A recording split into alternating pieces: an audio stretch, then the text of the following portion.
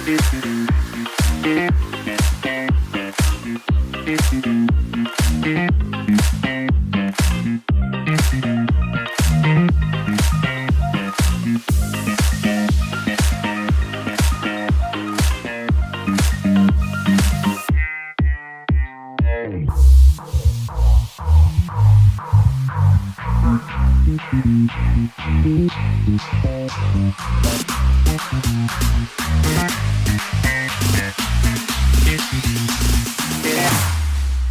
we go now.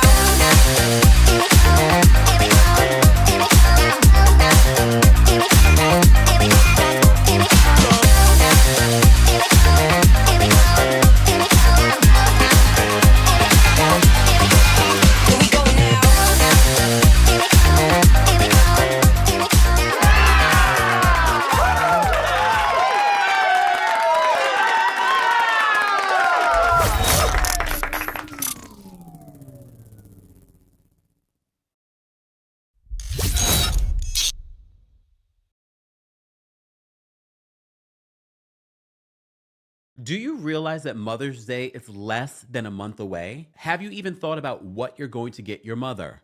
Well, we are partnering yet again with our friends over at Rose Forever, roses that will last you at least a year. I've partnered with them multiple times and I have so many of their roses. I've even given them away as gifts. And the last time that we partnered with Rose Forever, it was during Valentine's Day. And look at these roses. And they still have their wonderful rosy scent. But shout out to our friends at Rose Forever. They don't just have roses anymore. They have candles. They have even things for the brides. Because some of you are getting married this spring. Just saying.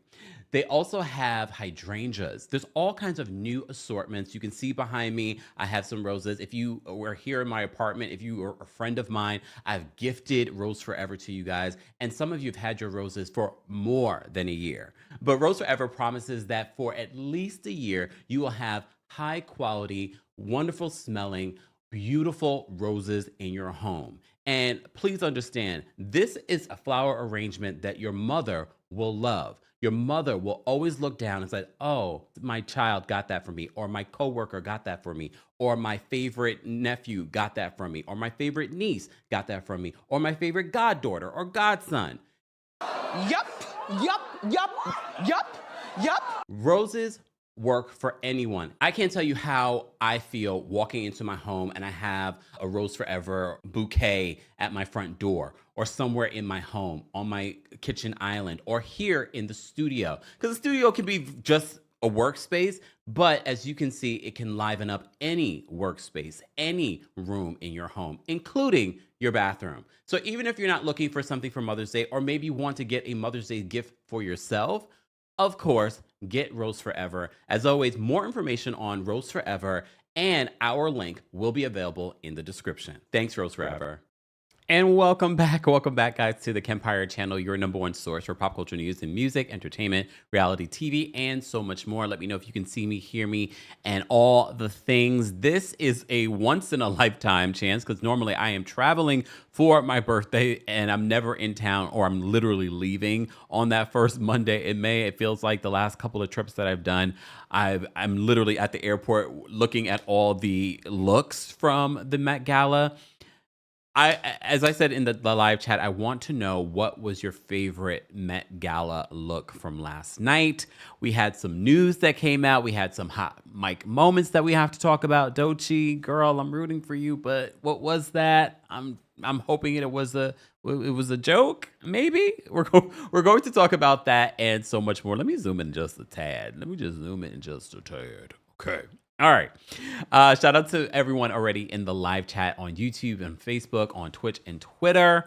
A lot of people want to understand what the Met Gala is, what was the theme. I'm going to give you information based off the information that I've gathered so that you have a better idea exactly what the Met Gala is and what's the point.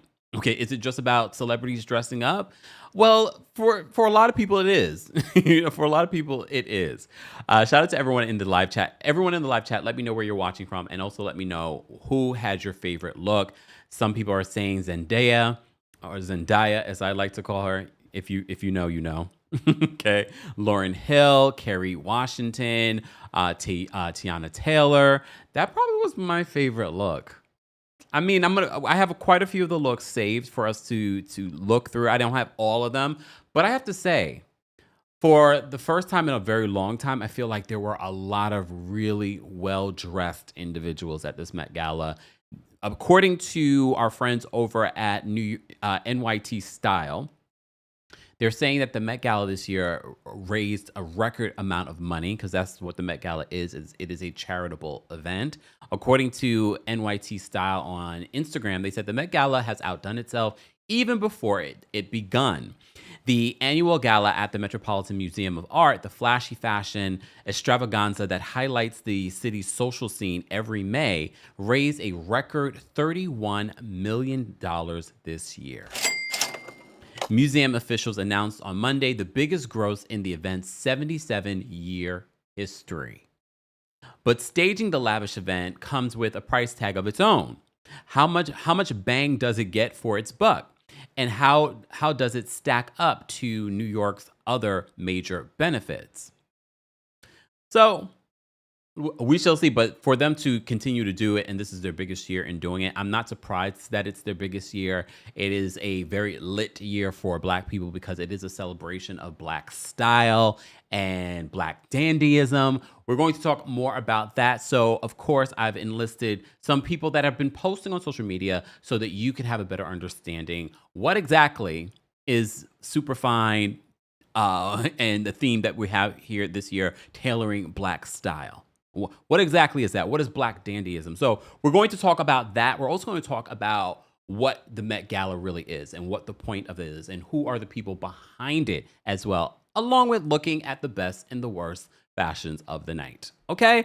As I do that, don't forget to like the video. It's an easy, free way of supporting not just my channel, but other channels as well that might be talking about the Met Gala today, and it will be showing up on your Explorer page. Okay? All right. And sidebar, the Met Gala, the Met is selling a coffee table book celebrating this year's theme as well. I got mine. I think it's supposed to come today, actually. So I'm excited about that. I was hoping to have it for this live, but look. It's okay. When I get it, I'll post about it on Shorts or something like that, or the next time that I'm live. Okay? All right. So let's get into just getting a better understanding what exactly this celebration was about. Okay. All right. Let me get into what exactly is dandyism for those that still have not seen any explanation of what that is. All right. So let me just play this clip for you. The theme for the Met Gala this year is Black AF and all about the dandy, so here's what you need to know as you get ready to judge looks from home. The 2025 theme is Tailored for You, inspired by the Superfine Tailoring Black Style exhibit. It's a look at how fashion relates to Black culture and identity. The exhibit is guest curated by Monica Miller and based on her book Slaves to Fashion, Black Dandyism and the Styling of Black Diasporic Identity. Now, a dandy is, by definition, a man who gives exaggerated attention to personal appearance. And Black dandyism goes back to the 17th century when slave owners would dress slaves in extravagant clothing to show off their wealth. But fashion and tailoring quickly became a way for Black men to show their confidence and challenge stereotypes. And according to the Met, Superfine is the first show focused on menswear at the Costume Institute in over 20 years. So I'm excited. Black dandyism cannot be discussed without including Andre Leon Talley in the conversation. I wish he was still here for this scene so badly. Talley was Vogue's first Black creative director, and every year he attended the Met with impeccable looks. Capes, brooches, coats, oh my god. Pieces of his incredible wardrobe will be on display this year, and it looks like Doechii's look is going to be an homage to him. A moment for his Met Gala looks, please. Anna Wintour wrote, Andre was a dandy among dandies, and he radiated joy. Okay, so we also got to talk about Dapper Dan. Dapper Dan is a designer from Harlem who is known as the modern-day dandy. His Harlem store, Dapper Dan's Boutique, was open from 1982 to 1992. It was a place where rappers like Salt and Pepper would come to find their looks. His work was mostly for Black patrons of New York until Gucci copied one of his looks in 2018. This actually led to a partnership that re-established him as a leading voice in fashion. As the dandy of his era, his voice and style are vital to this year's theme, and he is on the host committee. Many of our favorite Black celebs are on the board of the show this year, including Coleman Domingo, Lewis Hamilton, A$AP Rocky, Pharrell Williams, LeBron James, Ayo Edebiri, Spike Lee, Tiana Taylor, and more. If you want to learn more about the intersection of Black culture and dandyism, I recommend this book. This is The Dandelion, The Black Dandy and Street Style by Chantal P. Lewis, and it's been sitting on my coffee table for years. This book is a wide collection of photographs throughout history that show just how impeccable Black men's fashion is in this country and in Africa as well. It has so many beautiful images, the fashion is crazy, and Janelle Monáe's in here too.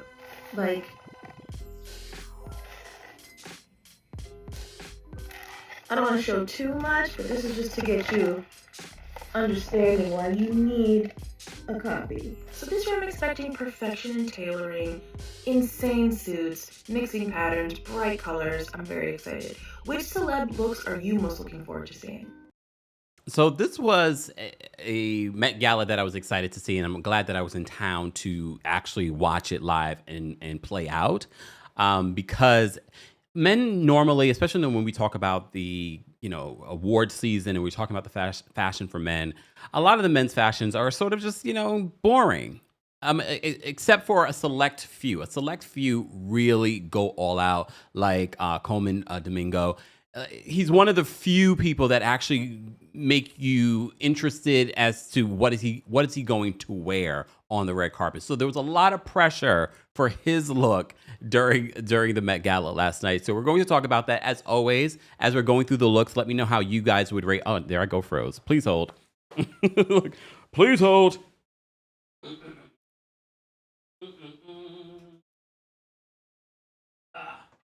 Here we go. I don't know why that's happening. They're trying to mess up my Black dandyism. There we go. It's all right. It's all right. I did it. I fixed it. Fine. So I want to hear from you guys. And for those that are watching on TikTok, again, if you want to see what I'm showing on screen, you can watch that on YouTube. Or if you remember the looks and if you're looking online, please be sure to let us know how you would rate the looks from last night and who was your favorite look from last night. Okay? All right. Yeah, Theo says that men don't have many choices to express themselves through fashion at red carpet events, usually just a standard suit and tie. Well, yeah, they don't, or they're not willing to express that because, as I said before, if we look at someone like Coleman, every time he hits the red carpet, he's giving us a look. And a lot of people are excited when he hits the red carpet to see what is he going to give. Or like Billy Porter. We haven't seen. I'm surprised Billy Porter. Was Billy Porter there last night? Look, I don't have all the pictures because I had so many pictures that I want to go through today. But I didn't see Billy Porter there. This would have been a perfect time. There were so many people like Wisdom K. A lot of people wanted him to be there as well. Look, there are so many people that should have been there, and it's expensive to go to the Met. Not necessarily for the celebrities that are there, because a lot of times they bring sponsored by the designers. But it's like it's $350,000 for a table at the Met Gala. Of course, this is going to the museum. However, it's very expensive, and then it's expensive to actually, if you don't live in New York, to get dressed and be dressed and do all these things. Yeah, I don't think Billy Porter was there, but I'm sure he would have wanted to be there. That's interesting. Oh, yeah, I forgot Creme Brulee. Creme Brulee says Billy Porter's banned from, well, I don't think he's officially banned from the Met Gala, but we know that Anna Wintour is in charge of the invites, and he did call out Anna Wintour in an interview. I don't remember when it was, but it wasn't that long ago. Yeah, Emerald says, yeah, I was looking for Wisdom K. He came out and spoke that he was not invited to this year's Met Gala. However, the reason why we saw him at the Met Gala last year was because TikTok had bought a table. I'm assuming TikTok did not buy a table this year. I didn't really see a lot of influencers and things like that at the Met Gala this year. But again, they didn't stand out to me. I don't know everyone's names of the pictures that I'm going to be showing you. Again, there are a lot of people. Okay, and a lot of pictures and a lot of names. So in advance, I would like to apologize to the people's names I can't recall or don't know. It's all right. Okay. Yes, Patricia, it's $75,000 individually for a ticket. Patricia says $75, I believe, to attend. Yeah, individually, it's $75,000. Okay. Please understand, when you see me there one day, it will be because the billionaire bought a table. It's because the billionaire bought a table. All right. D says, Anna wait, I don't think Anna was nice to Andre Leontali in the end. That's the word on the street, even though she did have some nice things to say about his influence of this year's theme. But of course, yeah.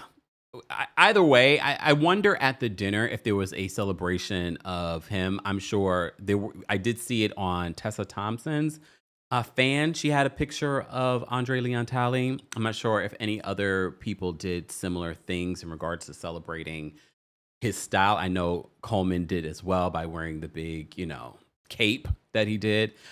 So we're going to do all of that. Okay, Mr. Melon Magic always trying to get me naked on a red carpet. He says, Kemp, we need you in a crop top suit. Excuse you? I'm going to have to make sure I start from now so I can show a midriff, okay? But this would, if there was a year that I would have wanted to go to the Met Gala, this would have been the year because of the theme. This is where the men really get to show out and show up, okay? So let's talk more about this. So before we get into some of the looks, again, be sure to like the video. This is where we're talking about the best, worst, dress, and did they stay on theme or did they not stay on theme? Okay, so let me play for you another creator who is, I think she's named The Wedding Strategist or something like that. As always, we cite our sources. You'll see the tag name on this video, but she explains exactly about the Met Gala exhibition. So let me play that for you. Okay, so here's what most people don't realize about the Met Gala. The exhibit is its own production. Literal months of research, curation, conservation, and design go into every single little detail. Let's zoom out, though, for a sec, because the whole thing doesn't just appear overnight. Once the theme is locked, the Costume Institute team dives into the archives to pull the pieces that actually tell the story of the theme. So every garment is researched, it's inspected, it's styled with this almost like borderline surgical precision. Then comes the layout. Designing the space is a whole kind of architectural process. So the Met's team works with exhibition designers to figure out how you should move through the exhibit. What you see first, what you linger on, where's the emotional moments that hit. We're kind of talking walls, lighting, screens, sound, even how the air feels in certain sections. It's all very, very intentional. And it all takes place in the Lizzie and Jonathan Tisch Gallery, which is basically the Met's kind of flex space for fashion. So it's super transformable, very high-tech, video, sound, wireless, everything. And behind the scenes, the Costume Institute is very stacked. There's a conservation lab, and my personal favorite, the Irene Lewison Costume Reference Library, which is basically one of the most important fashion libraries in the world. Like, if it's ever been stitched or honestly on a runway, it's probably cataloged there. So when people say things like, oh, it's just a fashion exhibit, no, babe, it's literally infrastructure. But, like I've said, it's not just about the clothes, it's how you move through them. Okay, so the space was designed by artist Torquase Dyson, and if you don't know her, she's incredible. This is her first ever exhibition design, and she didn't just make a layout, she created a landscape. She used a series of sculptural abstract hypershapes, which basically create these zones that kind of force you to move and pause and feel. Her design is informed by what she calls Black compositional thoughts, which is basically the idea that Black bodies have always shaped space. So through her design lens, walking through this exhibit is fashion is almost like a spatial choreography that you don't just walk through, you kind of feel your way through. It's kind of like a dialogue that you get to be part of. Then there's the mannequins, which I think this year have some of the coolest design behind them. Tanda Francis, a Brooklyn-based sculptor, created 2 monumental mannequin heads that appear throughout the space. One of them features silhouetted profiles emerging from a central... Pause. I just want to say this. For those that are watching on TikTok, if you can't hear, head on over to YouTube. I'm doing this as a privilege, not necessarily if you want to watch here, you can. I don't have to be live here. I'm doing it as an opportunity for you guys to be part. Again, you can head on over to YouTube. There we go. Point. At the center is a face inspired by Andre Grenard Matswa, who was a Congolese revolutionary and anti-colonialism activist, who, by the way, has been wrongfully quoted as one of the artists featured at the Met this year in many articles, which isn't right because the man died in 1942. Anywho, Tanda's whole practice is about reclaiming space in a very literal sense. She makes these huge African heads and public sculptures that put Black identity front and center in places where it's very often erased. So her work has lived in Fort Greene Park, Socrates Sculpture Park, Riverside Park, and now the Met. Then we have photographer Tyler Mitchell, who's best known for shooting Beyonce's Vogue cover and therefore is canonically someone I trust with my life. He shot a series for the exhibit's catalog that captures Black style across generations. I literally cannot wait to see it. All of this, as I said, lives inside the Tisch Galleries at the Met, which have been completely transformed into this sculptural, story-driven space. So while the world is busy zooming in on the red carpet, this is the real show, and it opens to the public on May 10th. But before we get to the gowns, we need to talk about what really goes down inside. Okay. So again, guys, May 10th, the day before my birthday, the day before Mother's Day, just saying. Just saying. All right. All right. So I just wanted to give you a little bit of behind the scenes of understanding what exactly the Met Gala is. It's not just about the celebrity of it all. It's a fundraiser. This year, they had a record-breaking of their 77 years of doing this. They've raised over, $31 million this year, even before the Met Gala happened yesterday. All right. Mia Moore says, I wonder if Diddy got to watch. Probably not. I don't know. I don't know what access they have. I don't know if he would want to watch, especially when he sees some of his friends on the red carpet. All right. Thank you so much, Stacy. Stacy says, thank you for highlighting this, Kempire. I like the educational part. I think it's important for us to understand what this is. And when we talk about the theme, and I think so many times the celebrity of it all overshadows the theme and the purpose and the point of it. And people don't realize that this is actually an exhibition that you can go see in person if you're here in New York or coming to visit New York, that you can go see at the Met. And that also helps support the museum. All right. And I love the fact that the wedding strategist on TikTok pointed out all of the Black people that are behind the exhibition and what we're seeing. So let's get into some of the looks. And as always, I want to hear how you would rate them from 1 to 10. Okay. And if you haven't already, be sure to let us know your favorite looks. I don't have all the looks, but I have a lot of the looks. Okay. One of the other things that I did want to mention, though, is the fact that Rihanna, before she even hit the red carpet, she announced that she is pregnant with her third child.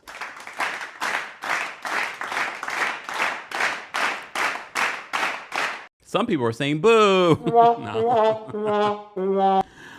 Yeah, I'm not one of the people that feel as if I'm waiting on a Rihanna album. If she gives us an album, I'm excited. I'm ready for it. However, Rihanna has been famous since she was like in her teens, and she put out album after album for many, many years. She's lost money. She's gained money. Now she's a billionaire. She has so many different businesses. I'm here for Rihanna expanding her life and her family. This will be her third child with A$AP Rocky. She denied on the red carpet of the Met Gala that they're married because people were speculating, did she do this whole bridal Savage Fenty thing to hint at something? She was like, I can't keep her secret, so you guys will know as soon as it happens. So I was like, all right. So she's saying that her and A$AP Rocky are not married, I'm assuming. Okay. So before she even hit the red carpet, at first I was like, wait, Rihanna, is this your red carpet look? When I first saw the photo that they released, but no, this was Rihanna yet again using the same photographer, debuting that she is pregnant with child. But there's been speculation for weeks now that she was pregnant. And in my head, I was like, no, she's not pregnant again. She literally just had a baby. No, she is pregnant with her third child. So congratulations to Rihanna. The Rihanna Navy, just hold tight. Eventually, I think Rihanna will release music. But at this particular point, Rihanna doesn't need to. She doesn't need to release music. And then she did the Super Bowl a couple of years back, and that just made people listen to her music even more. So the residuals and the royalties from that, homegirl doesn't need music. She's got her fashion. She is fine. But I understand you're not.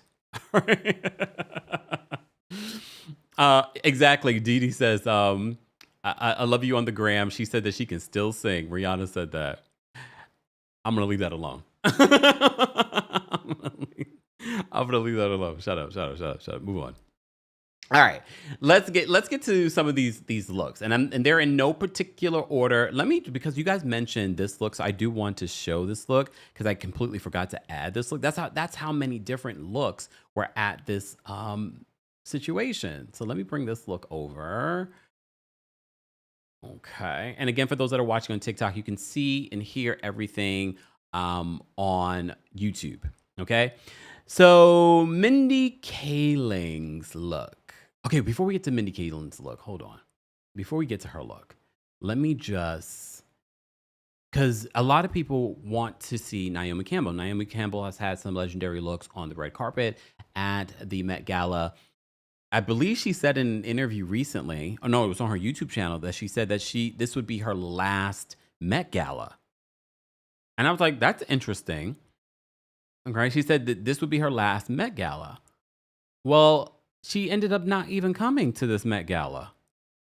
So Naomi Campbell posted on her socials this: congratulations to Anna Wintour. Should I read in my English accent?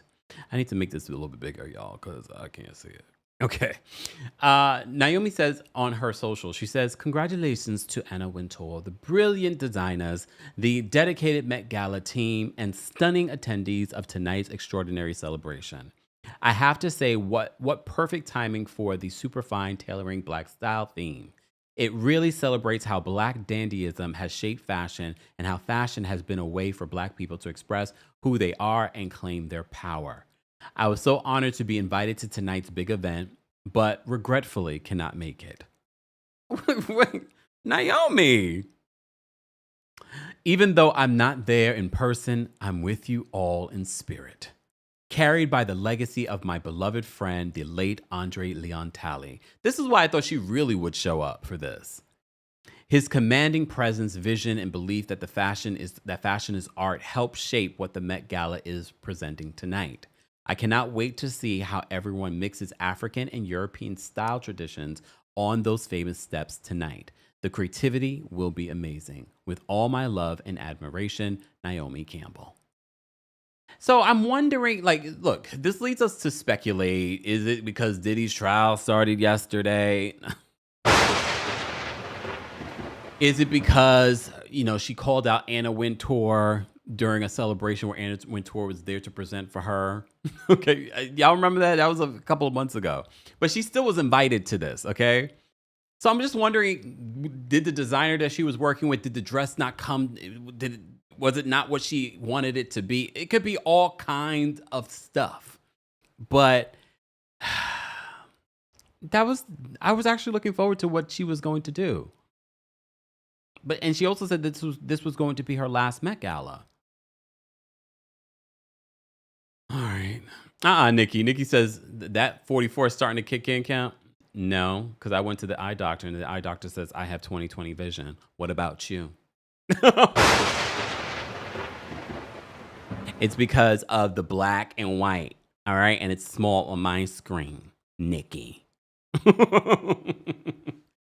But yeah, I actually was looking forward to seeing what Naomi would do with this theme. But I'm wondering if something behind the scenes. I remember she also has young kids now too, so it could be some of that. It could be whatever. Damn, Shay, come on. She said, did she ever fix that little charity case situation? No, they fixed her. They said she can't be involved in charities over there in the UK for a period of time. All right. Let's get to these looks. And this is the one time that we can be fashionistas and pretend like we know what we're talking about, right? All right. Mindy Kaling. What did you guys think of this look? How would you rate this look? I don't have the designers. I love to celebrate the designers. Some of the folks that we're highlighting, I do know the designer or who did what and who didn't. Not all of them, though.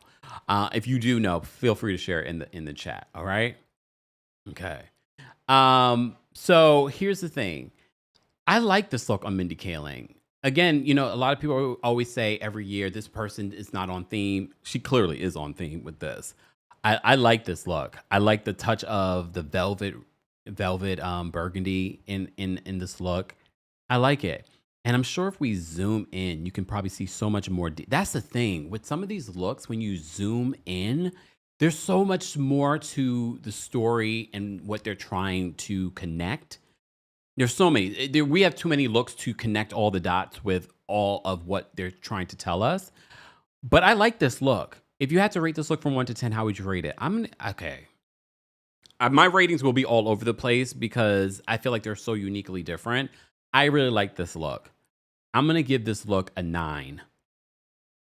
Damn it, let me just give it a 10. I like it. I really, really like it. Mindy Kaling. Okay, girl. I'm here for it. All right. Anna Wintour. Oh, let me not do that. Don't I want to get invited? Come on now. Can we talk about I got to zoom in, okay? Because no matter what age you are, you got to see this stain on her dress. Zoom all the way. Look at her leg. Look at her leg. Here's the thing. Like, I felt bad for her because she is such a control freak. But like isn't it like your worst nightmare? You're wearing like a light color or a white, and then you're fine the entire time getting dressed at home, and then you make your way to whatever event you made your way to. Maybe you got a sweat mark, or maybe you someone bumped up against you, or someone at BravoCon hugs you and their makeup got on you. Oh, that sounds personal. It happened, okay? Or their mustard got on you. It happens. Ruined my shirt. I could never use that shirt again. Well, Anna Wintour. First of all, Anna Wintour, for someone that is the head of this event, I always feel as if she never follows the theme. I feel like she never follows the theme. Yeah, she put on a blazer, and that's her following the theme? Okay. Because I don't feel like she's following the theme, I'm giving her a 5. Well, okay, I'm gonna give her a 4 because of the stain on her dress. Damn. I wonder if she went and changed. Or maybe she doesn't care. I saw this meme on Twitter where they were like black Twitters looking at Anna Wintour like the white people at the Met Gala. Look. Not everyone got it right, but some of the white people at the Met Gala did get it right. Okay, some of them. Hopefully I got 1 or 2 of them. Speaking of Coleman, Domingo, and Lewis Hamilton, I loved Lewis Hamilton's look. At first, when I saw Coleman's look, I was like, Coleman. I love it. It's an ode to Andre Leon Talley with the big cape. But I was sort of like, sir, I feel like this is not enough. And I'm sure he probably also felt the pressure too that he had to bring it. Okay. But I have to say, I really loved Lewis Hamilton and his look. And when you zoom in, there's a lot of celebration of African culture in a lot of these looks as well. Saintly Iconic says 0 for no effort for Anna. I know. How would you guys rate their looks? I mean, I have more pictures of their looks, but I love the Lewis Hamilton's look. I love the color. I love the cut. I just loved it.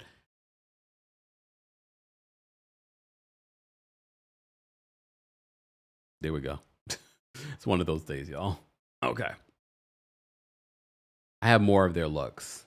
Okay, so this is more of Coleman's look.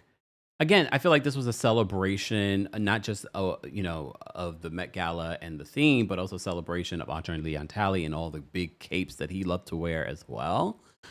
Yes, be sure to let me know, guys, how you would rate their looks. Coleman, I have to give okay, I'll get to Coleman in a second because I have more pictures of his look. Lewis Hamilton's look, I'm going to give a 10. 10, 10, 10, 10. 10. Okay. Coleman's first look, yes, there's more to his look. Coleman's first look, I'm going to give 7.5, okay? There's more, though. And then he takes off the cape, and then this is the black dandyism that we wanted to see from him. Even though, I have to say, if you've followed Coleman Domingo's looks on the red carpet, I feel like his black dandyism has been highlighted even better in some other looks. But I felt like, as soon as he took this off, I said, this is gorgeous. I like this. There were a couple people, I was like, yeah, that was good. I like what you did here. It was like an exaggeration of of Black Dandyism, because a lot of times the Black Dandyism is very like tailored, it's very fitting, but I like that they're making it their own. So here you can see with Coleman's look that he's making it his own, but it's a little bit looser. It's a little bit more modern of what you're seeing in men's fashion right now. I like this. As soon as he took the cape off, I said, yes, Coleman, there goes your 10. There goes the 10. And look, he had a reveal. There were a couple people that had reveals on the red carpet. We're not going to go through all of them. And this is Coleman's husband. And if you have never heard their love story, just Google it, because their love story is actually it's a beautiful story. Like, it should be made into a movie. So this is Coleman's husband. So there's a picture of them together. They probably were the best looking couple at the Met Gala. However, I will say they didn't necessarily complement each other, because I feel like they could have complemented each other in regards to like the color and textures, but I still think they looked great. Okay. Here's a better look at Lewis Hamilton's gorgeous. I love this look. And it's not just because he's good looking. Look at the jewelry. Come on now. Look at the brooch. This makes me want to go out and get a brooch. I was thrifting over the weekend and I saw a bunch of brooches. I was like, oh, and if I had thought about it more, I would have gotten a brooch for today. Again, this is a moment in time where men's fashion is being celebrated. I don't feel like we get a lot of those moments. So this is part of the reason why I was excited to be able to cover this and talk about this. All right. Pharrell Williams, dressed by Louis Vuitton, because he's the creative director over there at Louis Vuitton. What you're seeing in his jacket are pearls. When I saw Pharrell's look, I was sort of like, I think I just, especially as one of the hosts of this event, I just expected a little bit more. But at the same time, I'm sort of like, I kind of like the simple but not so simple look to him. Okay. And those are pearls in his jacket, Pharrell's jacket. All right. Those are pearls. I don't know if I love the bell bottoms, but I get it. It's a theme. I like it though. It's not my favorite though. I'm still going to give it like an 8, 9, maybe a 9. Yeah. I'm going to be very, very generous with my ratings to y'all. Okay, let me talk about my favorite look. Teyana Taylor. Tiana was there to work, okay? She was interviewing, behind the scenes she was hosting, and she arrived early. So out the gate, Teyana Taylor was my favorite look. And as I looked at all the looks yesterday and today, it still is my favorite look. I'm giving her 2,000. I don't know that it's not 10, it's 2,000. And she worked with the two-time Oscar winner for costume design, Ruth. Oh my goodness. Ruth. I can't remember her last name at this point. Look, I told you there's so many names to remember. But you know who I'm talking about. For Black Panther, she just won another Oscar. They collaborated together on this look. And I think this look is fantastic. And if you look at the details of this look, where it's a celebration of just both Black Dandyism, but also Harlem, there are so many. When you look, she had a do-rag on too, y'all. She had a do-rag on. Look at the brooch. Look at the details. The color.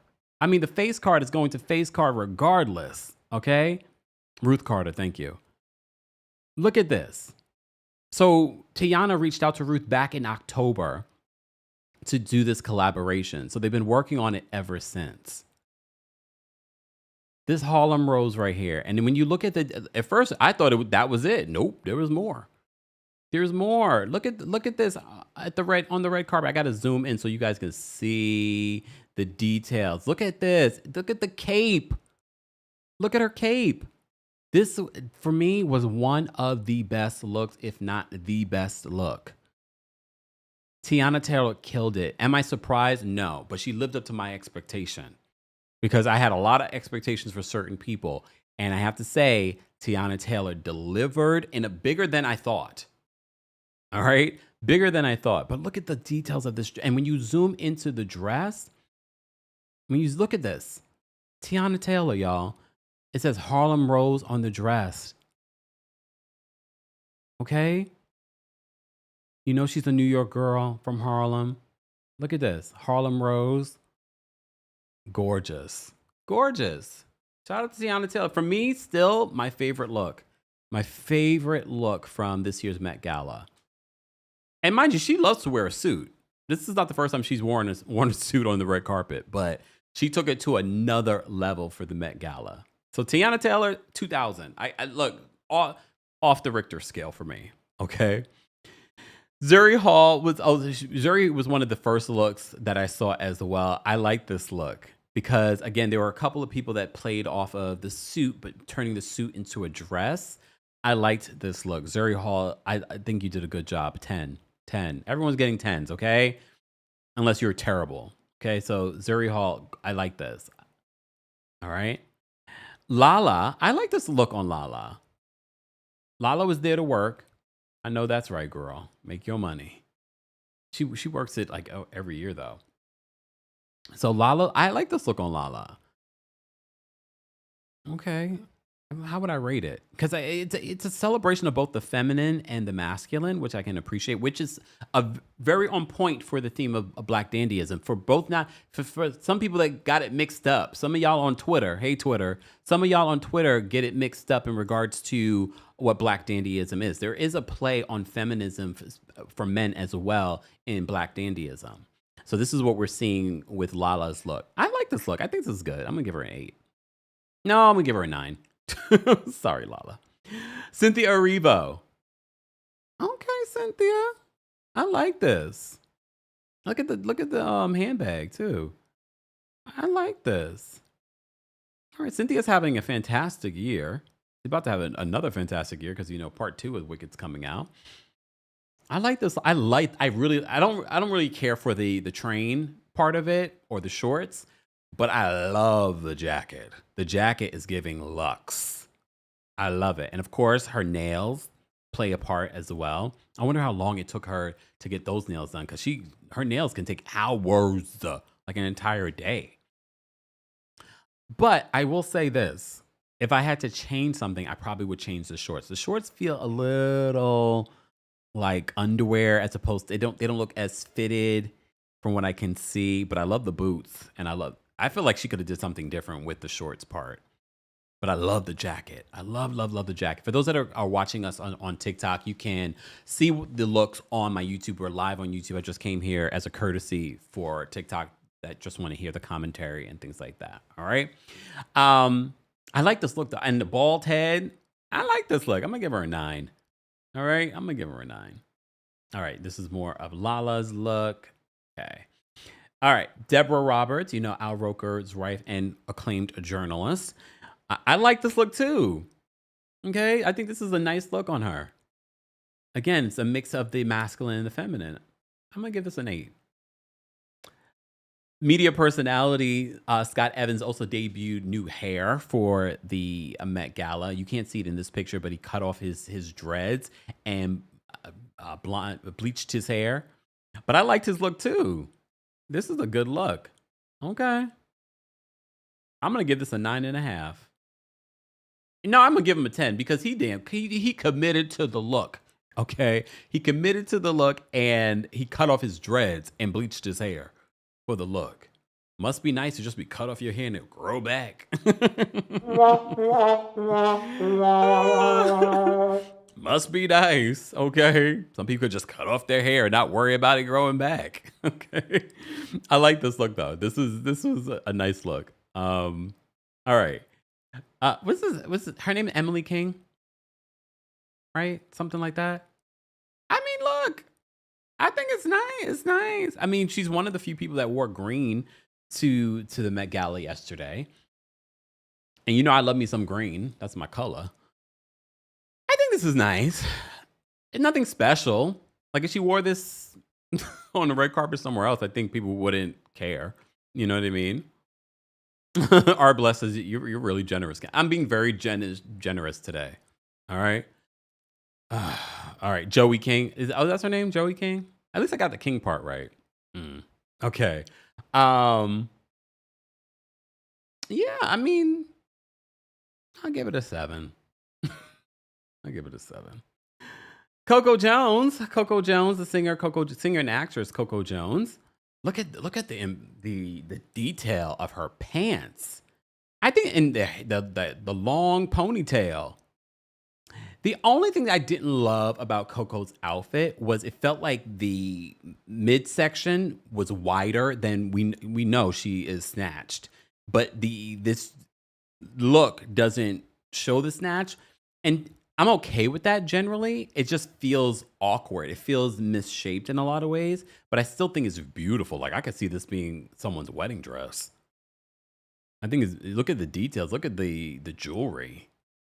I mean, the face card is always going to face card. I like it though. I'm gonna give it an 8.5, maybe a 9. How would you guys rate this look? Guys, if you're just joining us, we are talking about this year's Met Gala and their theme. Be sure to like the video. It's an easy and free way of supporting the channel. And don't forget, you can hear an audio version of our live recaps and special episodes on the Kempire podcast. More information on that will be available in the description. And if you are a member of the channel, I have dropped the call-in link for members to call in and share their thoughts. If you're a Royal Court member and Senior Royal, I've already dropped it for you. Team Kempire members, I'm going to drop it for you guys as well right now for those that want to call in and share their thoughts on some of these looks from the Met Gala. So that was Coco Jones's look.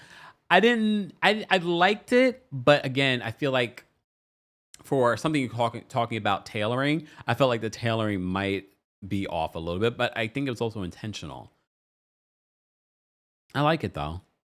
I don't love it, but I like it. All right. This is more of the see. A lot of people had. That's the thing about the Met Gala.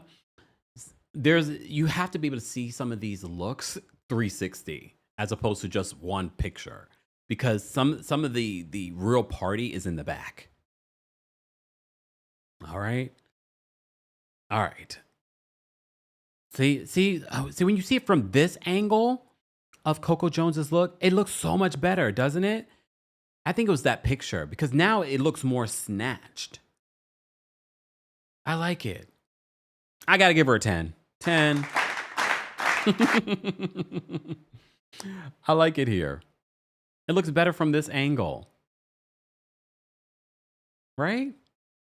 But look at the detail of this outfit. All right.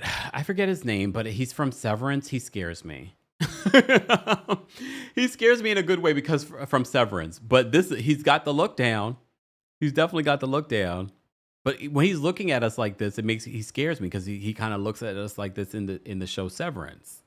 Okay. But look at the detail of what would we even call this? That's on his lapel. That's not even on his lapel. It's on his like jacket. Oh, he did it. He tens. Okay. Min says, "Oh my, OMG, I love him. I love him on Severance." Yes, Mr. Mil. I know his Severance name, Mr. Milchek. Okay, or Mr. Milkshake. He's fantastic in it. He's a star in that damn show. But I like his look. How would you guys rate it? All right. I'm losing my way. Okay, I showed that. Lupita. What did you guys think of Lupita's look? Lupita was another person that stood out because she went for a color that wasn't used a lot. There was a lot of black. There was a lot of gray and white, but there weren't a lot of people using color. It's springtime. So I thought this was a bold look. And Lupita's one of the people that I kind of look forward to seeing on the red carpet too. It's not my favorite look, but I like it because it's on theme. I mean, she's gorgeous. But at the same time, I just feel like it's not incredibly different or unique in playing on style. But I like it. I'm going to give this an 8. Simone Biles. Simone Biles. At first, I was like, what's that white thing behind her? Then I had to look closer. I was like, oh, no, that's someone else. Simone Biles and her husband, though, he wins. He wins. He made her look better. His look was on point. I love this look on him. Them as a couple, gorgeous. I didn't love her look at first, and then I saw them together, and I said, come on now. The couple, probably one of the best looking couples, dress couples at the Met Gala this year. Exactly. Saintly Iconic says it was a safe look for Lupita. That's the better word, safe. That look was definitely safe. This is not safe. I have to say, Simone looks great, but the husband looks better. But this was his moment to shine. This was the one time that the husbands should shine. Just saying. All right. Speaking of safe, this felt a little safe. Zendaya, or as I like to call her, Zendaya. That's what for the people that get it, they get it. We have a running joke with that. Zendaya looks amazing. Yes, we know it's a celebration of mahogany. It's a celebration. What is it? Bianca. Blah, blah, blah, blah. I can't remember her name. I think this was a safe look though, because I was actually looking forward to seeing Zendaya's look. And I was like, oh, is that it? Is she going to surprise us with something else? This is the same woman that had a magical change of dress on the red carpet at the Met Gala a few years ago. Remember when her dress, they hit something and the dress changed on the red carpet? I said, what? But yeah, Creme Brulee says safe but good. Yeah, it's safe, but it's good. But not memorable. Are we going to be talking about this look years from now? I mean, she kills the red carpet all the time, though. I think that's what the problem. When you kill the red carpet, there are high expectations for you. The face, though. Look at that face. Gorgeous. Okay, Zendaya. Law Roach styled quite a few people at the Met Gala this year as well. So, of course, she is his muse. A lot of people love Diana Ross this year. Come on now. Diana Ross. Diana did not even want to come to this, but her son, Evan Ross, convinced her to come. Okay. Everyone said that this was one of their favorite looks. I think I love this look without the train. And I know a lot of people said they love it because of the train. Look at the dress, though. The dress, I mean, this is, how old is Diana Ross? This is a woman of particular age. She looks great.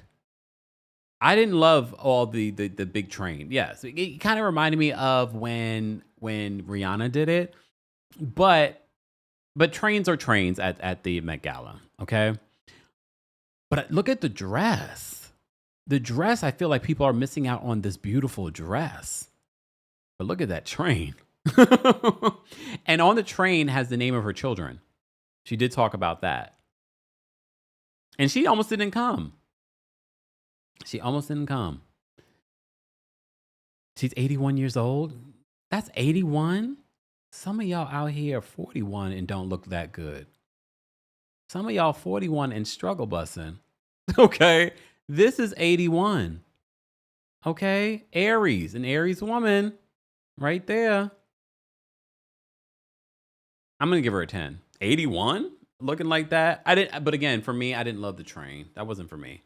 I didn't love that. Or the hat.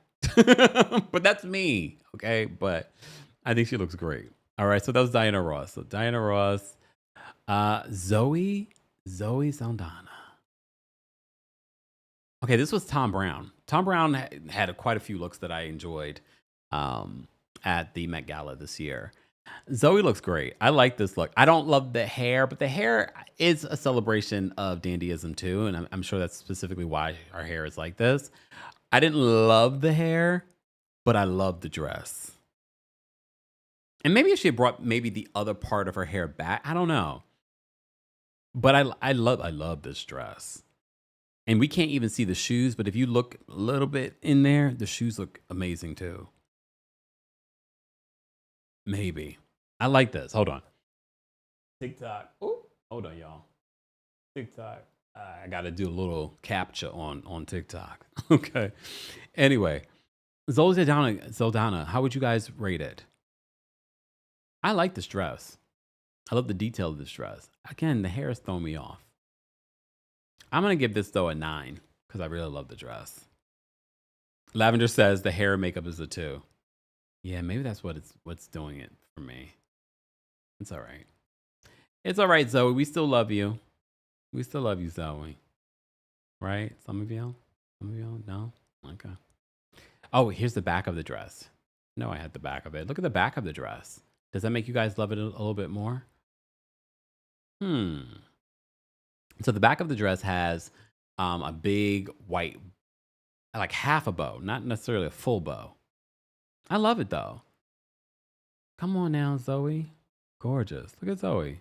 So that's the front and that's the back. Okay. It's very Tom Brown. This was the moment for Tom Brown to, like, this is his aesthetic. So this was his moment to really show up and show out. Keith says Kempire's must have had lunch. He's being real generous. No, because, you know, look, people were trying. If you tried, like, why not? Speaking of Tom Brown, Whoopi Goldberg. This is a perfect opportunity for Whoopi Goldberg to show up and show out as well. Tom Brown had a theme in regards to some of the looks that he did. But this was like the perfect opportunity because I feel like over the years, if you've seen some of the costumes that Whoopi Goldberg has worn, she does mix the feminine and the masculine a lot. I love this look on Whoopi with the top hat, a little mesh, a little dress, a little snatched. Okay. I love this. I love this on Whoopi. And then it's just the way he's playing with layers here, where you get the black layer, but then you have this white almost dress that's kind of on the outside of it. I love what he's doing, like the artistry here. Okay? Exactly. Essie says, fits the theme, looks good. How old is Whoopi Goldberg? Another woman of a particular age. She looks good. Like, this is perfect. Like, there were certain people that showed up. I was like, oh, yeah, you needed to be here. Venus Williams. Venus, I love this look. Again, not a lot of people wore green. Not a lot of people wore color at this year's Met Gala. I like this look on her. I love the little tennis skirt that she's wearing because it's an ode to who she is as a person. And then you have this big jacket with a train. I love this shade of green that she's wearing. Right? Min says, I love the green. I love the green. I love the little sparkle on the sleeves and around the collar. Again, and I really love is that what they call a pleated skirt? But look at the shoes. Take a look at her shoes. The shoes almost look like she's straight out of Oz. I love it. I love it. I'm going to give her a 10. And again, for those that are watching the replay of this, those that are in the live chat, you rate what you want to rate. This is art. No one's ever going to agree on art. Okay? Okay. So that was Venus Williams. I have Serena somewhere, don't I? I do. Here it is. Let me bring Serena up with her sister. Serena attended a Met pre-party or something like that, and her makeup and everything looked great. I don't know about this look. I have to say, Venus was always my favorite sister of the Williams sisters. This look, I didn't love. I didn't love the hair. But that's usually on brand for Serena. But I didn't like it. Again, I think a lot of people say this is not following the theme. Because even, you know, there's certain people that wore dresses that people felt like did not follow the theme, like Megan Thee Stallion or Gigi Hadid. But you have to remember, no, some of what's happening with those looks are about the tailoring. It's more so about the tailoring and who they were paying ode to. I don't know who she was paying ode to. I don't know if she was trying to pay ode to Josephine Baker, but it didn't land. It didn't land for me. Someone said a comforter, not a duvet cover. I mean, that's what it's giving. I didn't love this. I mean, especially when you look at her sister killing it. I feel like her sister did such a good job with this look. But I feel like Venus always has the better style anyway. But it's okay. It's all right, Serena. It's all right. Woo, woo, woo. Look, woo, woo, woo. All right. All right. As you know, LeBron James is one of the hosts of this year's Met Gala. So his wife, this was a great look. I love that she went for Savannah. She went for a different color. This is exactly what Mr. Melon Magic wants me to wear. He wants me to wear a crop top suit. Okay. This is a great play on even the hair. Even the hair. It is a great play on the Black dandyism, the mixing of the masculine and the feminine. All right. Amy says no Beyonce or Solange. No, Solange would have probably killed this look this year as well. I wonder why she didn't do it. She was here in New York too. All right. I like this. I mean, it's not my favorite of all the looks, but I think this was a nice look. I thought this was a nice look from Savannah. How come I didn't see a picture of LeBron? He's one of the hosts. I didn't see a picture of LeBron. Let me look if I can find a picture of LeBron. Please hold. Y'all can keep looking at Savannah's look. I did not see a picture of LeBron. Let me see. Were there any pictures of him? I don't see any pictures of him. Did he not attend? And his wife attended for him? Natalie says he didn't attend, even though he's one of the hosts. That's interesting. Oh, Beautiful Gem says he was hurt. D Pegram says he wasn't there. I figured, I was like, I did not see. He is injured. He missed it. Y'all know, I could tell I don't keep up with the sports. Okay. Well, Savannah came in and showed out for him. Okay. Does anyone know this young woman's name? Because she had one of the best looks of the night. I don't know her name. I just know I loved her look. From the hair, the black suit, but it's almost a dress. The bodice. It's gorgeous, gorgeous, gorgeous, gorgeous. And if you see I don't have the back picture of her, but the back, there's like you can see like the bone, but not the literal bone. It's a fictitious bone to the back of the suit. The white tie, OMG. This is fantastic. Oh, thank you. Arjun, thank you. Arjun knows. Arjun says Mona Patel. Let me see if I can find the back of her look because I think it's worth it for you guys to see it. Mona Patel. Yes, here it is. Let me see if I can get this picture for you guys because the back of this suit. Wait, this is another great picture of this suit. This was such a good look. And the red carpet, first of all, some of her past looks are fantastic too. And she's got a dog bag. Look at her bag. Wait, let me see if I can get the back of this suit so you guys can see it because the back of the suit is something else too. Please and hold. And for those that are listening to the podcast version of this, you can see all the photos. I'm trying to be as descriptive as possible. All right, hold on. Let me do this. Let me bring this up. Look at the back of this suit, y'all. Look at the back of Mona Patel's suit. Gorgeous. Gorgeous, gorgeous, gorgeous. I believe this is Tom Brown as well. Gorgeous. It was one of my favorite looks. I love the shape of the hat. Again, it's very on theme. Very on theme. And mind you, it doesn't feel like she did a lot, but she did what she did was right. You know what I mean? As you can see, like it's not like she's trying to do too much. It's like these little things, like the back, literally the bone. Like they made a shape. Like what does that part of the bone of your back? They literally have that on the back of this outfit. Fifi says no to the back. It's okay, Fifi. You don't have to like it. We love it. Okay. I thought that was good. Mona Patel. Good look. Good look. All right. Let me get through these looks because I have a ton of photos here, y'all. A ton of photos. All right. So that was Mona Patel. Gorgeous. All right. Pusha T. Pusha T was dressed by Louis Vuitton. And again, talking about simple, not a lot, but just enough. Especially when it comes to men's fashion, his burgundy suit, his ox blood suit. Lulu says she works in tech. Oh, and she's smart? Love it.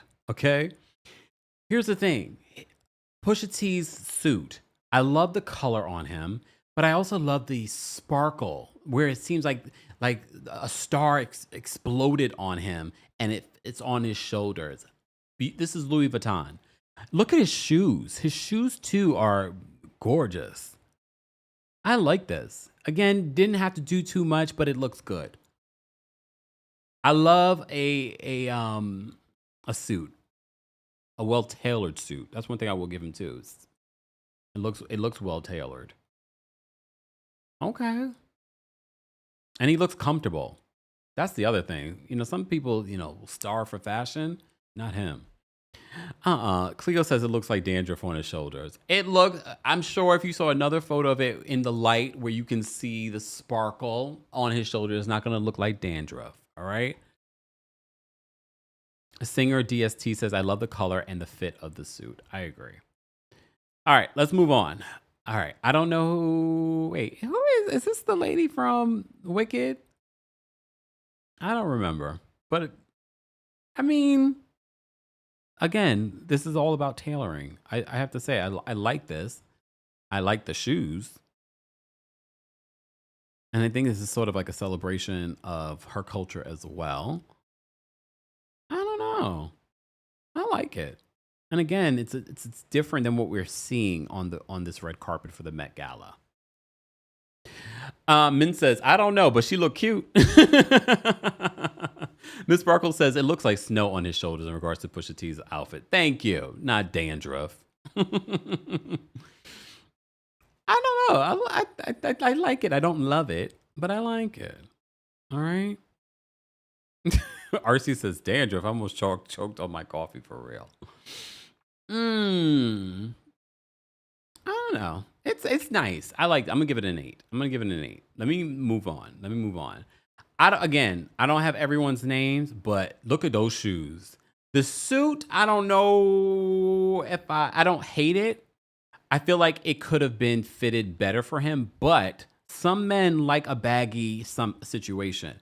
But even if you're doing baggy, I feel like this could have been fitted a little bit better for him. But you also know I love a crown, and I love his crown. I love his little overcoat over his shoulder. But the way his shoes are shaped, I love these shoes. Okay? So Tamara says it's giving Gladiator. Then he's doing the job, okay? Mia Moore says, I want to see it up close. I don't know if I could do that, but let me see. Look at the shoes. I love those shoes. Okay. It's okay for me. I'm going to give it a 7. All right. Oh, here's another picture of our guy from Mr. Milkcheck from Severance. Okay. Tamara says, I love the crown so much. Me too. Okay, now this is the face of the Met Gala. I was so happy that he was able to attend the Met Gala, and he's not just the face of the Met Gala, but he was also able to attend. Again, this is all intentional. I'm not a fashionista. I'm not a designer. I'm not none of that. However, I wish this was a little bit more tailored for him. You know what I mean? Especially because he's the face. He's a model. He's the face of this year's Met Gala. I just wish this was a little bit more tailored. I know it's intentional, but I wish that it was more tailored. Just a little bit more tailored, especially that jacket. But I love it. And I love that he was able to be there. I mean, he's the face. I would hope he would be there, but you just never know. Ms. Parker says it would be better with no train. No, I don't mind the train. Look. Okay, for those that are listening to the podcast version of this, he's wearing a white suit. It's a little boxy for me. It has a long white train. Okay, the face is facing with a green button-down shirt. Even the shoes I don't love. I mean, like when I look at his shoes, I feel like the shoes are falling flat for me here. But it's okay. You're still the face of the Met Gala. Just saying.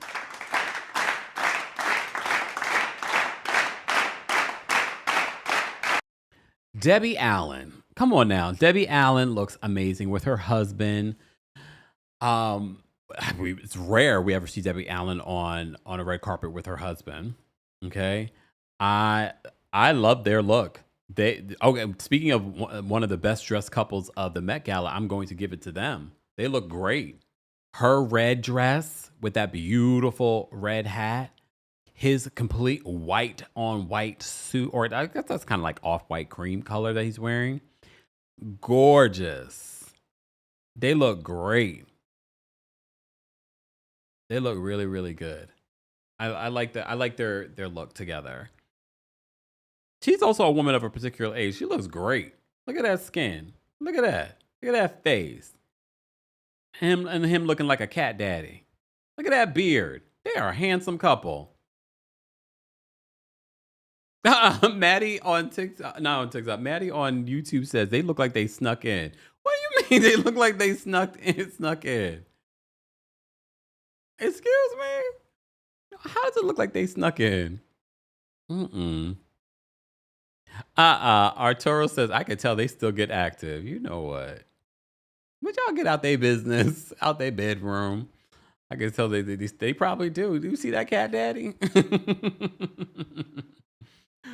All right. Moving on. Let me get to some more of these looks because I still have a long list of people here. Okay, all right. All right. Y'all know this guy. What was he on? He was on, what's that show? Star? Was he on Star? Can't remember. He's been on a bunch of different things. This was one of my favorite looks of the night. I loved how his waist is snatched here. I love the baggy pants. I was like, okay, I like this look. I like that his suit jacket is at the waist as opposed to at, a little bit longer than the waist. I thought this look with Keith Powell. Thank you so much, Amy. I couldn't remember his name. Keith Powell looks great here. I love this. I love this look. I mean, I feel like he could even went even further with something else, but I think I like this look. It's very on brand, very on theme. The only annoying thing that would be for me is trying to walk in those pants. Those pants are very long. Very long. Yes, Brittany, Keith Powers, Ryan Destiny's boyfriend. Where was Ryan Destiny? Was she not at the Met Gala? I did not see any photos of Ryan Destiny. Rhea says pants dragging on. That's the only thing about this look that I don't love. That's the only thing. I just feel like that could have been tailored a little bit better. I was actually surprised, though, to see him there. But yeah, Sunchira, just giving Charlie Chaplin. Definitely get that vibe from him. I like it, though.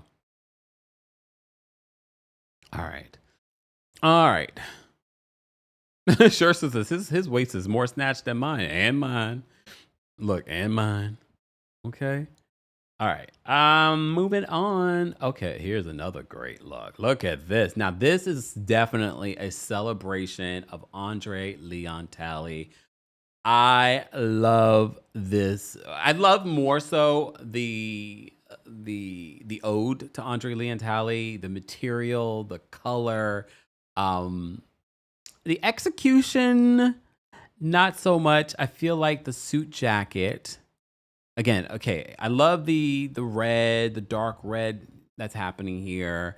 I love the silkiness of the overcoat. What do we call this? I love that. I don't really love the boots. I feel like something that's throwing me off, the length of the suit jacket and the boots, and then what's happening here. But I like where he was going. I love the celebration of Andre Leon Talley because I feel like if Andre was here, he'd be like, yes, darling, I love this look.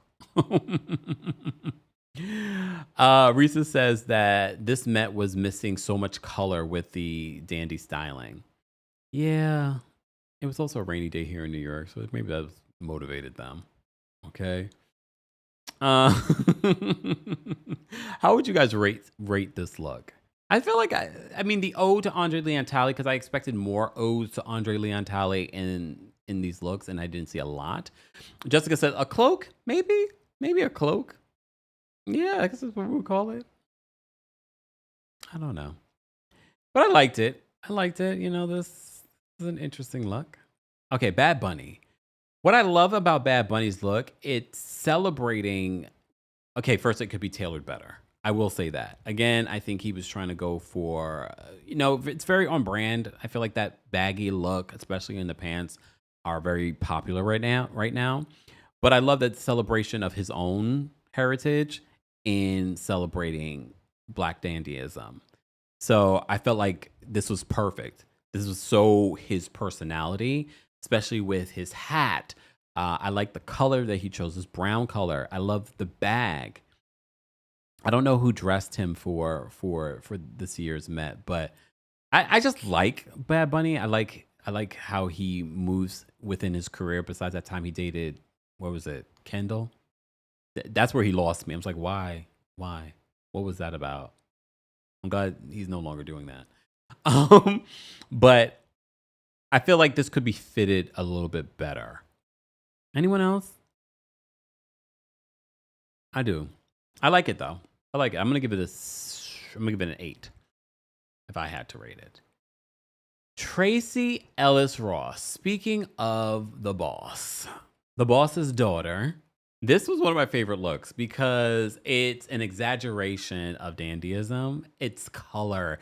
She's got pink on. She's got burgundy. She's got a touch of red. She's got a big bright pink bow. All right. And look at the pink hat that she has on. The makeup.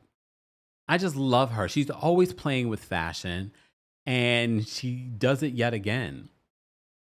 And she was so unique. Like, there was no one that looked like her on the red carpet at the Met Gala. I love this look. I think this is fantastic, Tracee. The exaggeration, the play on masculine and feminine, from wearing a suit, but a suit that's cut off at the top, and then a big pink bow to celebrate the femininity. I love that. I think she did fantastic. Look at the length. We were just talking about Keith's suit pants being way too long. This is perfectly tailored. Well, almost perfectly tailored, but I think that's intentional. Perfectly tailored to meet her right where, so she's able to walk. I think this is fantastic. Tracee, 10s across the board. 10s across the board. Okay. Lisa from Blackpink, aka Mook from White Lotus. Okay. I loved her look. This is by Louis Vuitton. However, she's getting a lot of heat. Well, some social media users are talking about the faces in her crotch area. They said some of the faces, one of the faces is Rosa Parks. So if you look closely, there's a bunch of different faces on her pants or bikini. I don't know what you want to call that. And they're saying that Rosa Parks, mind you, Louis Vuitton, dressed by Pharrell Williams. I don't know. This is what the people are mad about today in regards to her outfit. If you look closely at her bottom there, then you see that there are faces there, and one of the faces I believe is Rosa Parks. They're saying, I guess, I don't know. I like this look though. I will say that overall, because for me it's a celebration of the feminine, but at the same time you're still getting a little bit of masculine, but it's also giving her own personality and youth and age. Who knew Mook could grew up to be this? Okay. All right. I like the difference. The only thing with Louis Vuitton, I guess this is just a Louis thing where they put their monogram everywhere. We're going to talk more about that in a second. Lisa, how would you guys rate Lisa's look? For Lisa from Blackpink. Someone said, Miss Bambi says -2000. Damn. Oh my gosh. Yeah, let me know how you guys would rate Lisa, aka Mook's look from the White Lotus. But now, at first, I was not sure about this look. I was like, all right, it's a gray suit, gray hat, And then he had a little bit of a trench coat over one shoulder. And I was like, yes, this looks like perfect Black dandyism. But for me, what took me out and made me love this look was the multiple pocket clocks on his vest. I was like, this I love. And I would want to recreate this look. I just love that. For me, that was the standout part of this look. Okay. Yes, it's a nice gray suit, pinstripe suit. I love the fact that yes, he had a a nice rain jacket because it was raining here in New York yesterday. But for me, it was the pocket watches that adorned his vest that made it. It's like, yes, yeah. I mean, he looks like a black dandy right there. Okay, like this with effortlessly doing it. All right. Okay. Hold on. Someone said, yeah. All right. Okay, let's move on because we have quite a few more looks to look at. Okay, speaking of a black dandy, come on now, black dandy. Come on, black dandy. Come on, black dandy. Hold on, let me go back. Look at this black dandy right here. Come on now. Now this is a perfect black. Like it to me, it's like he stepped out of that era, the 1930s, and the hair is giving that era. The coat, the over exaggeration of the tying of the shirt at the top, the fit, like it's perfectly, like this is what I think people were expecting, and this is when I talk about a little bit more tailoring. Like the fit of his pants are perfectly fitted. I mean, could they have cut the hem a little bit more? Maybe, but still, for me, it's like he popped out of black dandyism of that era and said, "Oh, I'm going to go to the Met Gala." Okay. You have to give him 10s, right? 10s. This is great. I love that jacket. I love that. I don't even know what they refer to this particular jacket, the style of this jacket, but I love it. I love the color. This rich blue, navy blue, with like the white shirt and the white pants with the black shoes. Yes, and the pinky ring. Let me zoom in on the pinky ring because he was highlighting that the entire time. Look at that pinky ring.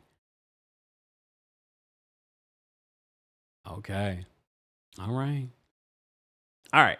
Let me move on so we can get to some more looks. First of all, this look had a reveal. I didn't have the picture of the reveal, but there was a reveal for this look. Alton Mason, he took black dandyism to the future. Okay, because a lot of people will say this is not black dandyism. Says who? Alton Mason took it to the future because the glitteriness of the pants, the bagginess of the pants, the matching of the top and the pants and the shoes, and the glittery of it all, with a solid black hat and a glitterized eye patch, with a cutout heart to show off his muscular, defined chest. Okay. Barbara says Alton Mason always going to eat. And I think a lot of people expected a lot from him as well. Mind you, he had like this big shaped black jacket over this look originally. So this is the reveal. This is his look. But for me, this was sort of like the future of what 2025 black dandyism would look like. It's not, and again, it's not, I think, what people would have expected. Watson on YouTube says 10 from top to bottom. It makes me wonder, though, what Wisdom K would have done. And Wisdom K, look, just because you didn't 10 doesn't mean you don't need to give us a look. Give us a look on social media. So a lot of people were saying that Megan Thee Stallion did not follow the theme. However, they say that she was channeling Josephine Baker. I think she looks gorgeous. It's definitely we have to remember it's also about tailoring. This is so well tailored to her body, and she has a body. Okay. I think this is a perfect picture of the look. Gorgeous. I think she looks gorgeous. Could have felt like she could have went a little bit more mixing of the masculine and the feminine. Yeah, but I think a lot of people try to masculinize, if that's a word, Megan already. So I'm glad she leaned into her femininity for this look. Okay. If you guys have to rate Megan Thee Stallion's look for the Met Gala, for those that are just joining us, we're talking about the Met Gala. If you're part of the replay crew, be sure to share your thoughts in the live chat. And if you're listening to audio, that you can see the pictures. And I'm trying to be descriptive as possible for those that listen to the podcast version of this. Don't forget, there will be a podcast version, but there's also other things on the podcast. So make sure you subscribe today. And while you're there, don't forget to give us a 5-star review. Shout out to everyone watching on TikTok, those of you watching on Twitch, Twitter as well.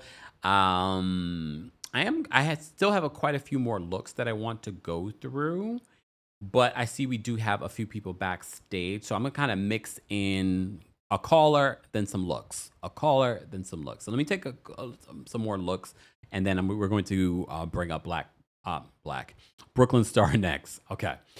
Sabrina Carpenter. She was one of the people that got it right.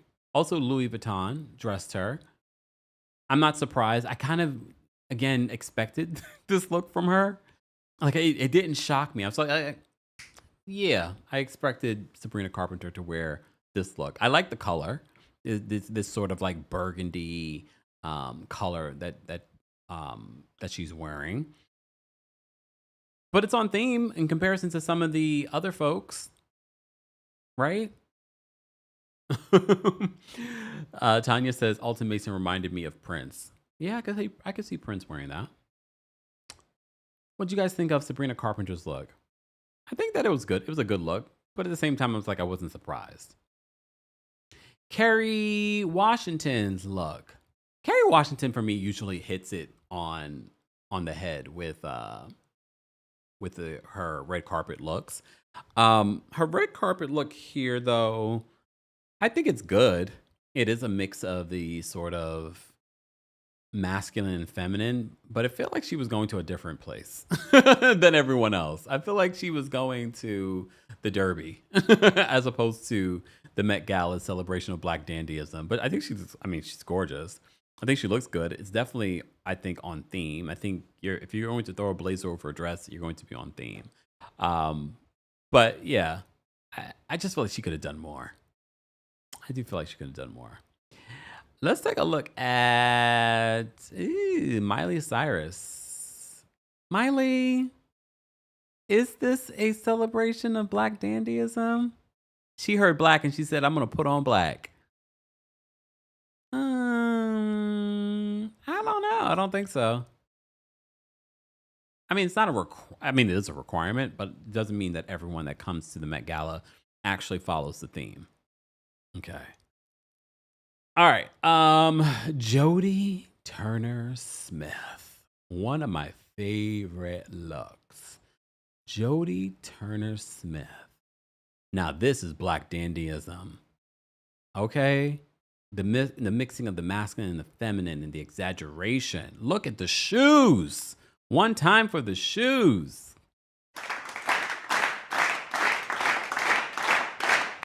Yes. One time for the shoes. I mean, look, one time for the face. Look, come on, look at the face. Look at that skin. This is one of my favorite looks. I forgot. This was one of my favorite looks. I think I have more pictures of her looks. Hold on. Yes, look at this. Come on, Jodie. Jodie's a fashionista, though. That's one thing I will give her. She usually can bring a look together. Look at this look. It's got a train to it. I like the color. It's leather. I'm thinking it's leather. I don't know. It could be vegan leather for all I know. The big exaggerated top hat. She got rid of that man and she said, I'm back out in these streets. I'm going to find me someone new. Come on now. I love this look. It's one of my favorite looks. It's on theme, but at the same time, it feels like it's of the future. You get what I'm saying? All right, let's talk about Doechii. Okay, so before we get into Doechii's look, Doechii is being blasted today because there is some footage, a hot mic moment, where Doechii goes off on her team during the Met Gala.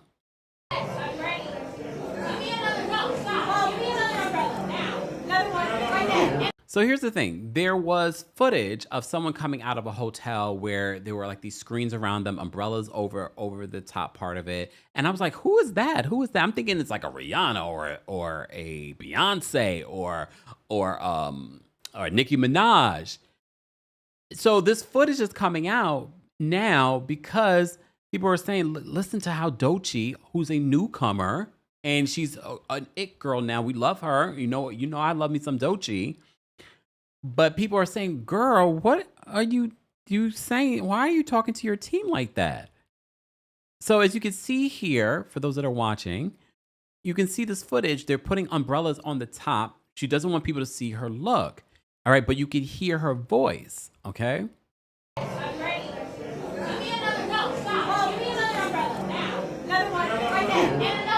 She said, give me another umbrella now, and another one.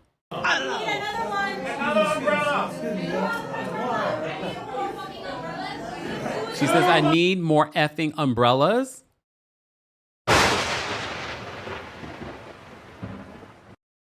Monique says, I understand tensions were high, but I don't like that. I'm trying to give her grace. And I agree, Miss Esquire. Miss Esquire says, a lot for a look that did not hit. We're going to talk about it.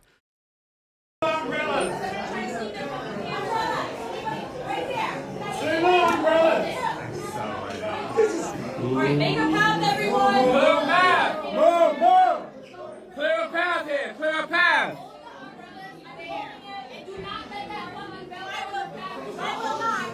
She says, and do not let that effing something.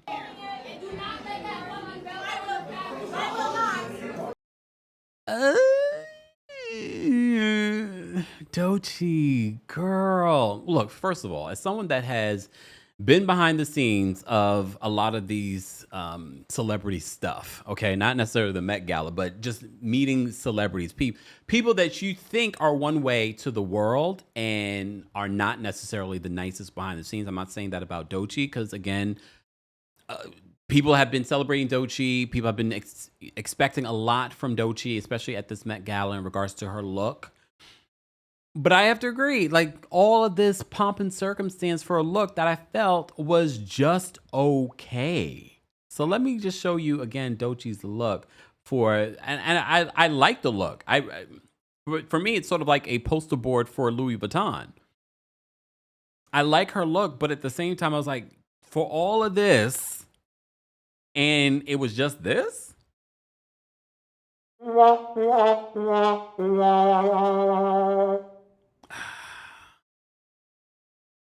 I was expecting like a big reveal, and I was like, this is a good look. Don't get me wrong. I think this is a nice look. It's definitely on theme. Even on her cheek, she's got the Louis Vuitton symbol on her cheek. Okay. But again, for me, yes, Louis Vuitton is dressing her, but it felt like a poster board for Louis Vuitton. It didn't feel like it was a true celebration of the theme. Yes, okay, you've got the Black Dandy theme there, but at the same time, it was just like, okay, so to be all of this and mad and all that stuff, I'm like, and talking to people that are trying to help you like that. I mean, if y'all could hear Beyonce talk to her team after night 2 of the Cowboy Carter tour, I'm playing, but look, I like the shoes though. I like Louis Vuitton, but again, it does feel like a poster board for Louis Vuitton as opposed to a true celebration of fashion. But all right, so people are reacting to Doechii screaming on her team. This is Alicia Keys. Alicia Keys is wearing red, one of the few people that actually wore color with these pinstripes. Her and her husband, Swiss Beats, they were matching. This is different. This was different. I didn't love this look, but I didn't hate it. To me, it definitely was on par with celebrating the masculine and the feminine. A lot of suit, a good tailoring. She's got this big, it's not even necessarily a train. It's sort of like I don't even know what they call those things. But I like it. Nana says, I love the fro on Doechii. Me too. I mean, if I could grow one, I would have one now too. So Alicia, and you know what I also love too was here we are with Swiss Beats wearing a do-rag at the Met Gala. I like that. I like how they're matching together, where her train is matching his suit. It's not my favorite though, if I'm being honest. Patch Mommy says I like the look, but not the headpiece. Yeah, maybe the headpiece is throwing me off. I mean, the headpiece makes it so much easier hair day for you though. You don't have to think about your hair. You just throw that over the top of your head. I wonder if that was sort of like a celebration of like yesteryear Alicia though. She's not wearing much makeup if she's wearing any at all. Okay, so let me play for you. Okay, before we get to one of my favorite looks, I'm going to bring up Brooklyn Star, who wants to share her thoughts. Hold on a second. Brooklyn Star, what did you want to share in regards to the Met Gala, the best and worst dress of the Met Gala 2025? Hey, Kempire. I was underwhelmed with the Met Gala this year because I cover it every year. One of the things I used to love about it was that it had so much star power. It's not exclusive anymore. There's not a good age range between the younger stars and the older stars. The older stars seem to be non-existent. And I don't think anybody follows the theme correctly. I'm going to give you what I thought I was going to see. I thought I was going to see a little Victor and Victoria, like the guys would go out more flashier when the women would embrace the masculine side. I thought I was going to see different eras. I feel like everybody was stuck in a particular era. I thought I was going to see a little bit of like, civil rights daddy, like, like I thought I was going to see zoot suits. I thought I was even going to see 80s, like the Michael and Prince type. It's all about tailoring, I thought. Yeah. I thought I was going to see like the 80s when we started tailoring designer logos, like, down. I didn't see any of that. I feel like everybody just stuck to like, business suits or like the Charlie Chaplin era. It was weird to me. And my favorites were Jodie, Lizzo, Zendaya, and Damson from Snowfall. Oh my God, was he fine? Oh my God. And he looked good, and he had a reveal on the carpet. I have his picture. Oh, yes. Okay. And also, to me, the people who kind of like got it right for me, and which was actually my favorite outfit on a woman, was Usher and his wife. I want the outfit she had on. I loved every bit. I want to say this though, Brooklyn Star. Don't you feel like she outshined him? He looked like he was just showing up. And the thing is, that's what I thought I would see. Like she was going to embrace masculine, but it still looked feminine. And he looked okay, but her look to me was everything. Yeah. And it's about tailoring, but a lot of the people look boxy. Yeah. Or the cups weren't fitting. It's about tailoring. Yeah. I just think they missed the mark. This one was as bad. I thought some of the people purposely, because it's 2025, they still did some tailoring, but at the same time, they wanted to celebrate what people are doing now in men's fashion, which is a little bit baggier bottom and that kind of thing. Yeah, but I feel like they could have done more. Oh, and here's the thing. Somebody stole my look. It was definitely Simone Biles' husband stole Martell Holt's outfit with that little animal on the shoulder, remember? Yes. But who did it better? They both did, actually. Like, they both. Okay. I don't like him, but I would give him I don't like both of them, okay? But they carry the outfits well. Yeah, okay? we know the story with him in social media in regards to Simone Biles' husband. Yeah, but I was underwhelmed. Nobody's taking a theme for real. I just was, it was lackluster. I just thought this is the time. Black people, we've had tailoring on a chokehold for decades. Like, this is our thing. I just didn't like it. Yeah. Okay. Not too much. All right. But that's all. Thank you, Brooklyn Star. Take care. Bye. All right. So let me get to, because I didn't realize I have so many more looks to still go through, but I wanted to bring up some of the calls because I've been waiting patiently. So speaking of looks, one of my favorite looks from the Met Gala yesterday was Babyface. And I saw Babyface's look from behind because he was behind someone else. And I saw his look from the back. And I was like, who's that? Because I feel like this is an exaggeration of Black dandyism. Because like we were just talking with Brooklyn Star in regards to tailoring. Normally, like you would want to see this like fitted to the nine to him. But I like the exaggeration because I felt like it's intentional. And I like this on him.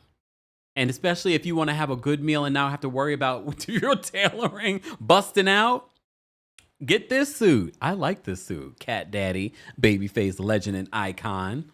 Okay? But if I was going to the Met Gala, when I go to the Met Gala, it's going to be tailored the F up.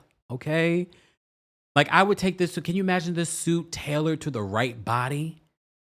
You know, not saying that babyface don't got the right body, but you get what I'm saying. Like, if you were like someone that is statuesque tall and you get this tailored to their body, like, I love this pattern. I think this is fantastic. I like this look. All right. Yes, come on, pointed shoes. Come on. Legend, icon, babyface. This is one of my favorite looks. Speaking of Lizzo's birthday, was it Lizzo's birthday yesterday? Her birthday's like soon, or it happened. I can't remember. So this was Lizzo's look. Okay, so this is a nice mix of the masculine yet feminine, but very feminine, more leaning into the feminine side. And I think this looks good. You know, she's had a little weight loss recently that I thought she looked good either way, but she's been working on her fitness. So she's showing off her hourglass shape. Look at Lizzo. This is a good look. It wasn't my favorite look, but this is definitely a good look. How would you guys rate these looks? Don't forget to let us know. Replay crew, be sure to let us know. Regina says giving Cruella DeVille. You guys make me laugh because now that's all I can see. That is all I can see. All right. Again, Keke Palmer. Keke Palmer always looks really great to me. This is definitely on theme. Okay. From the hair accessory to the collar at the top to kind of give the masculine, to the pants under the dress, but then she's giving the drama of the train. I love the pearls in the midsection. I mean, she's beautiful. Will I remember this in years to come? No, if I'm being honest, I won't remember this years to come. But I think she looks great. All right.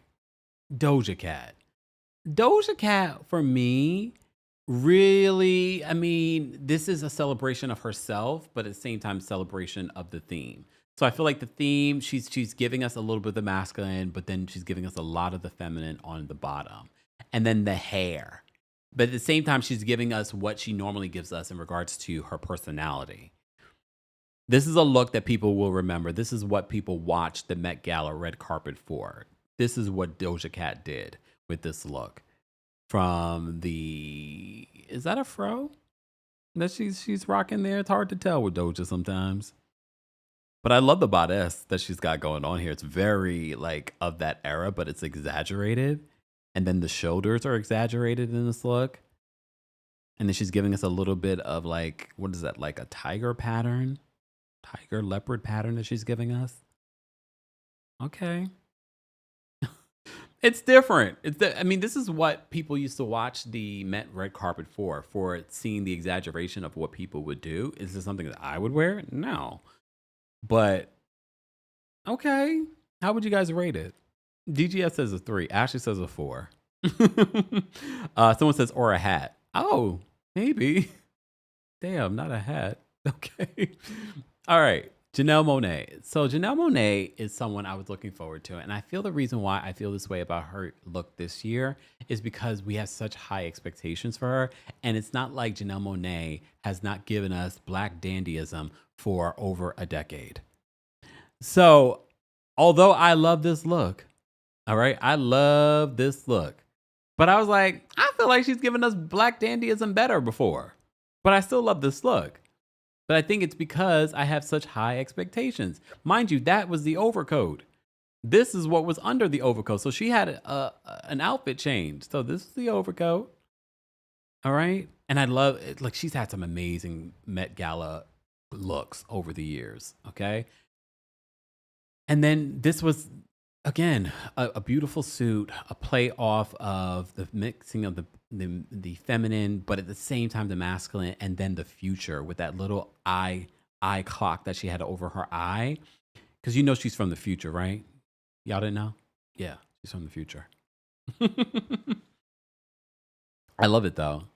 But again, I think I have such high expectations for her that I'm just sort of like, yeah, she looks great.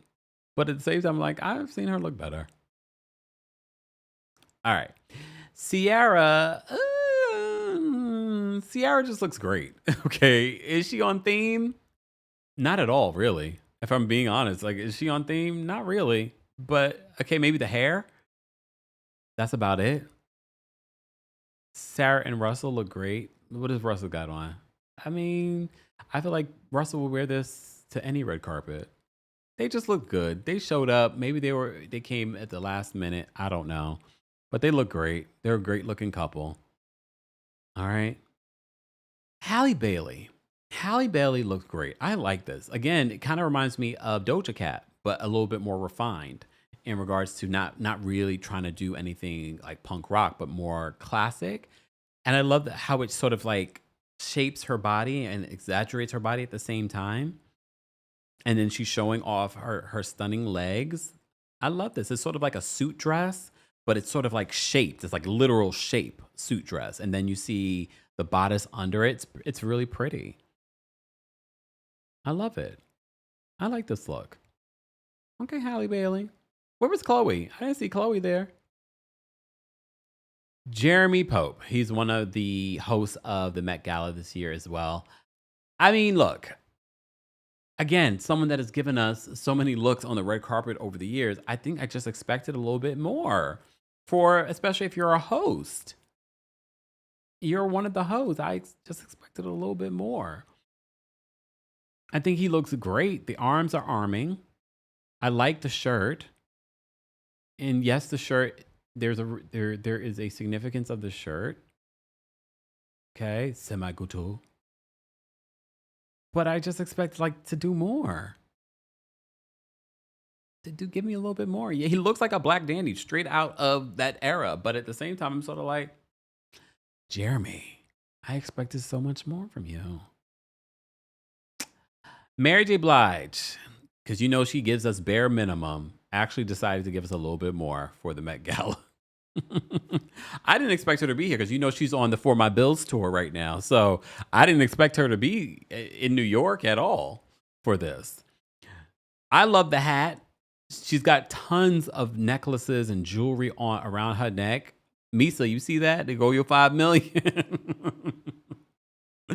Oh my God.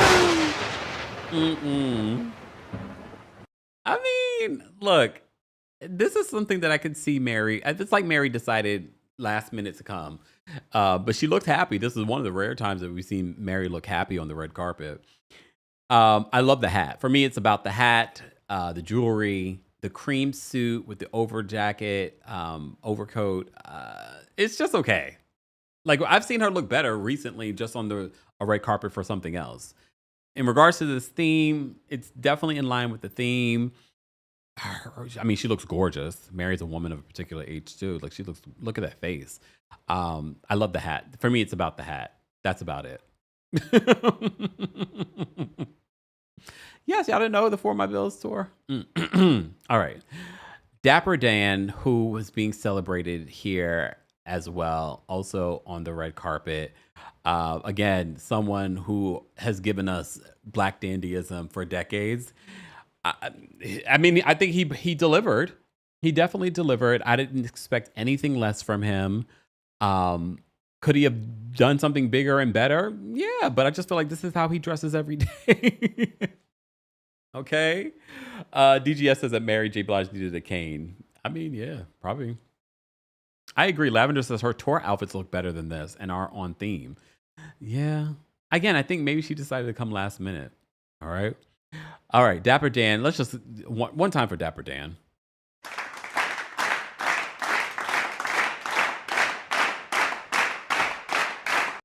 All right.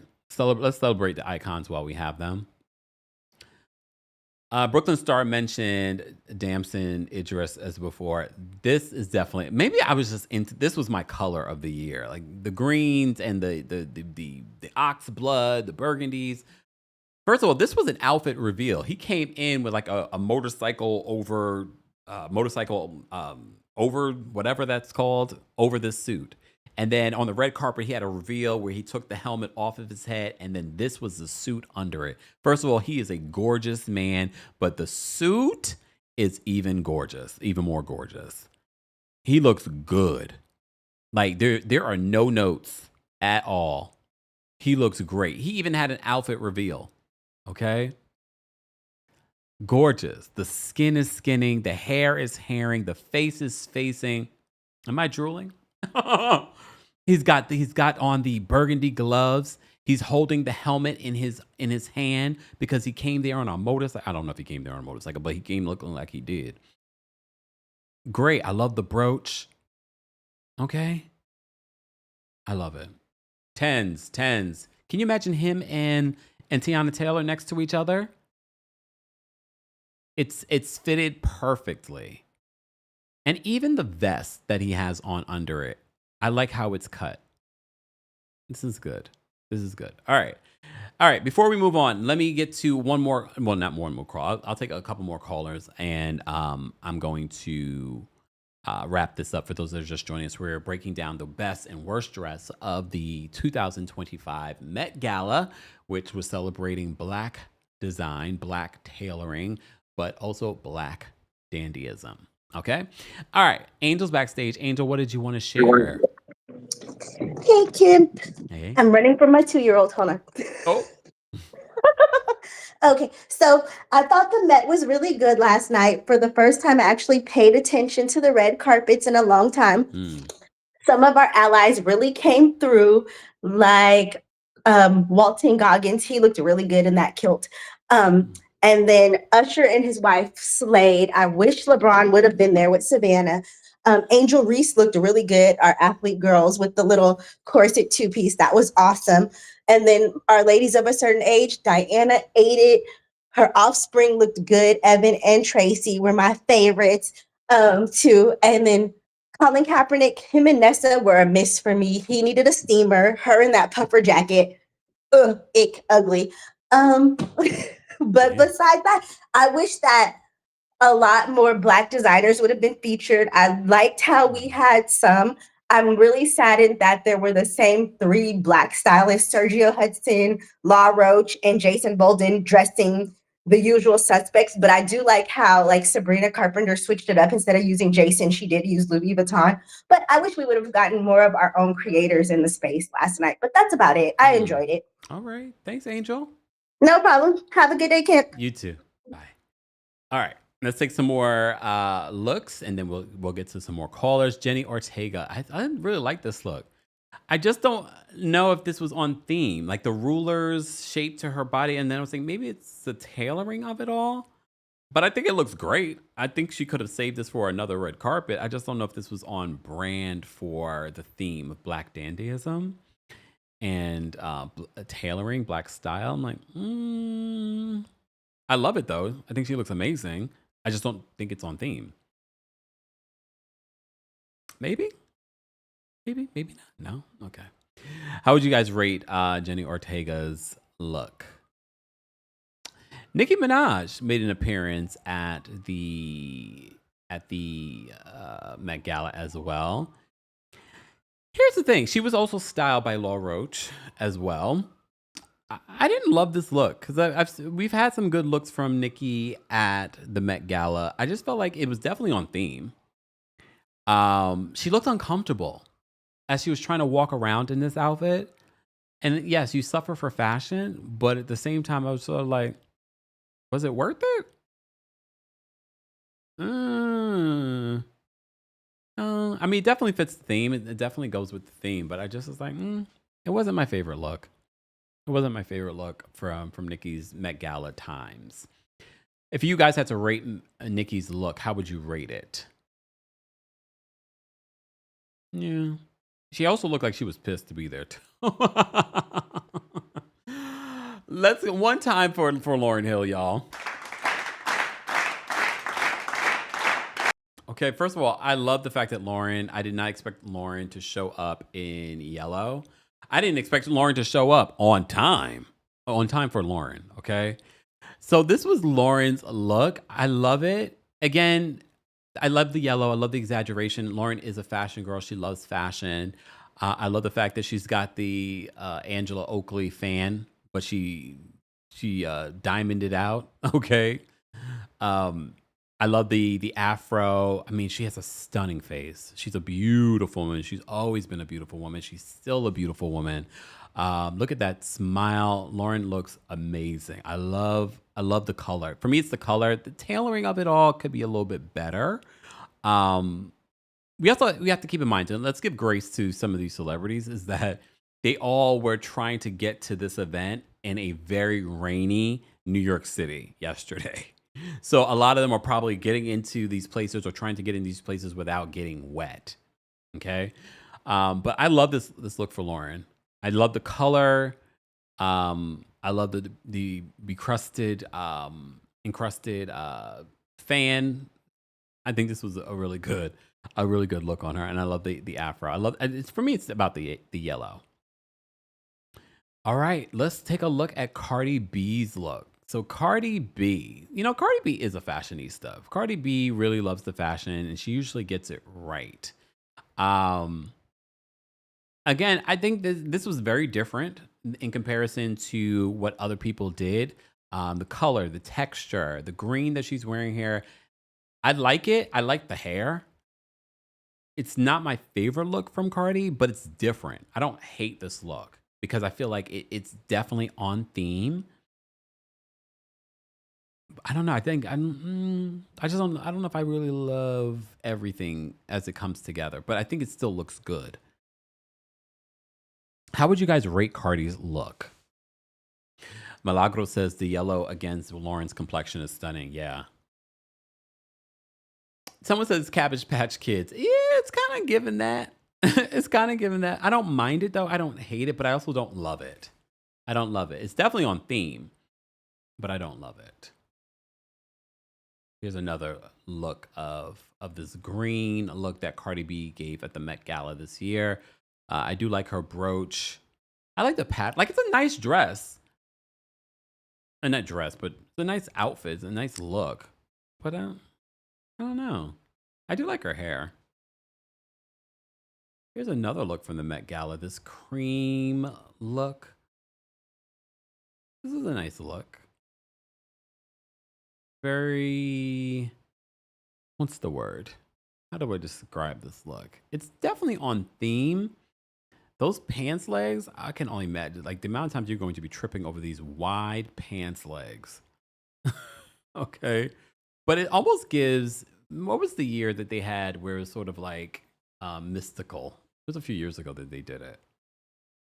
I like it. I don't love this look though. This sort of like, it's the color, the off cream color, the exaggeration of the sleeves, the exaggeration of the pants legs. But at least the midsection kind of comes in snatched. Nosfio says, love it, not crazy about it though, but you love it. Okay. Pageant Mommy says inferior. Yeah. It definitely gives that vibe. All right. Let me move on. All right. Let's talk about Andre 3000. I was actually shocked. I think it's perfect that Andre 3000 was there. He does Black Dandyism as a sport. He's been doing it for years. So I did not expect him, though, to show up because he usually does not show up for red carpets. What's the plastic bag that he's got in his hand? Is that supposed to be his bag? I'm focused on the garbage bag in his hand, but not the big old piano on his back. First of all, the outfit, nothing to report home. This is an everyday occurrence for Andre 3000. But the way he stands out is with the big old piano on his back. I wonder if that piano had any weight to it, or it just looks heavy. Does it just look heavy? Maybe. It wasn't my favorite look, but it was nice to see that he came out of the house and he was there. All right. Michaela says, it felt like this look tells a story. I'm sure that it does. And again, I'm sure there are think pieces on all the looks. I did not have time between yesterday and today to research everyone's look and the story and the significance about all the little things in their looks. Because there are stories. There are, more to what people did. But then y'all would not be getting this live recap until next month. Cozy says, I didn't even notice the piano. Tabitha says, Mr. Benjamin can do no wrong. I was just happy to see him out the house. He's like me. I stay in the house. Haman. A lot of people are saying that she was on one of their top looks of the night. I definitely can see it. It's playing with the masculine and feminine, the white suit, black shirt, the shape of the suit and the legs. I like what she did here. I love that the hat has exaggeration with the feathers. She's got the cane. It's giving very of what people would expect of Black dandyism. Her hair, makeup, she pulled the hair back, slicked the hair down. The makeup is simple, not too much. I like this. Ashley says, I love the tailoring of the pants. Yeah. It's like perfect. The nervous thing for me was that she was able to make it into this Met Gala without getting a stain on those white pants. I'm sure by the end of the night, it probably had some stains. Again, rainy, wet, disgusting day here in New York City. Rhea says, well fitted. I just wish there were more accessories. Yeah, maybe something on the lapel, like nothing too much, because sometimes people can do too much in regards to the accessories. But maybe on the lapel, like something bejeweled for this look would have been really nice. I just thought about that. You're right. Something on there would have been really nice. All right, let me say thank you because we had a few super chats that I didn't realize. Sorry, super chats. Kimberly, thank you so much for the super chat. Kimberly says, still in the bushes, Kempire. Just wanted to say hi. Love you always. Pro Black take. Thank you so much, Kimberly. I appreciate that. Maloney, thank you so much for being a member and for the super chat. This Met Gala was one of the best. It definitely was, and it got a lot of people out the house. DGF says, pull up the back of Carrie's dress, Carrie Washington's dress. Keith, thank you so much for the super chat. Keith says she did a lot for a cigar and some swim trunks. In regards to Doechii's looks. Miss Esquire, thank you so much for the super chat. Miss Esquire says, an LV brand on your skin. The ancestors are not pleased. Ooh. Look. Ooh. Bernice, thank you so much for being a member for the super chat. Bernice says, too many people had similar looks. They fit the memo. She says they didn't understand the memo I meant. Okay.